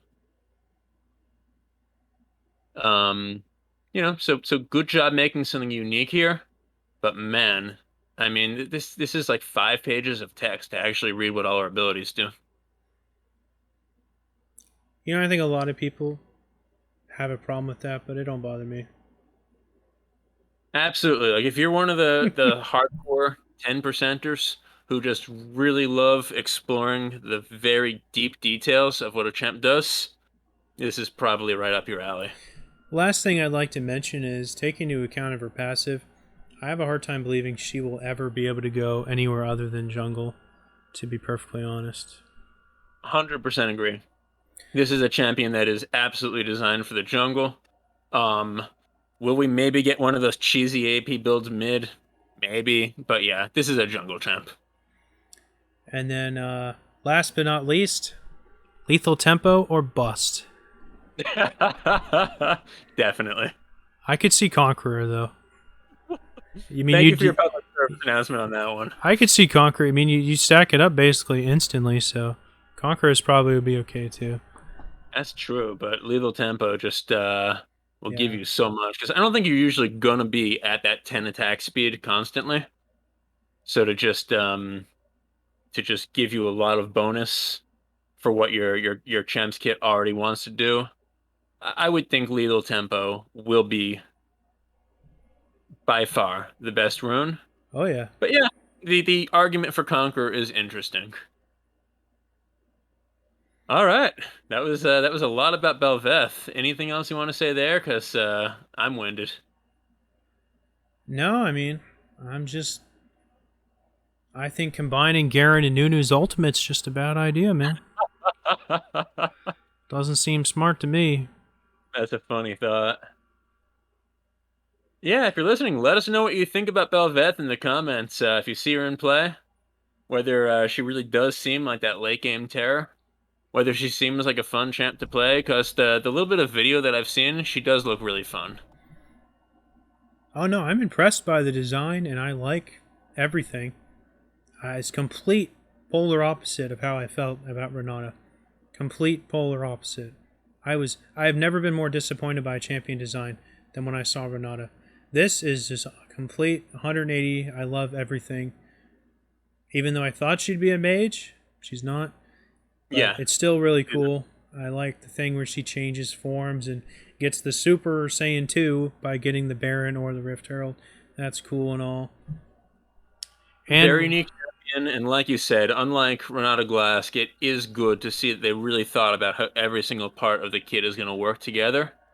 That gives me a lot of hope for future champion designs. Because besides being overly complex, this is a cool champ.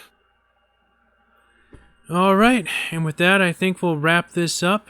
I didn't really think this would even go on for 2 hours, but just had fun talking about this final champ and bitching about a few other champs that they decided to give them their stuff back. You got anything else to say? No, I mean, I'm happy to see that they at least took it a little bit in the right direction with this patch after that that overreaching systematic nerf to all the healing and shielding in the last patch. And I had a lot of fun discussing this with you, Chrissy. All right, guys. Hopefully, Johnny will be able to come back for a 12.12 in a couple weeks or so. But until then, we'll see you guys later.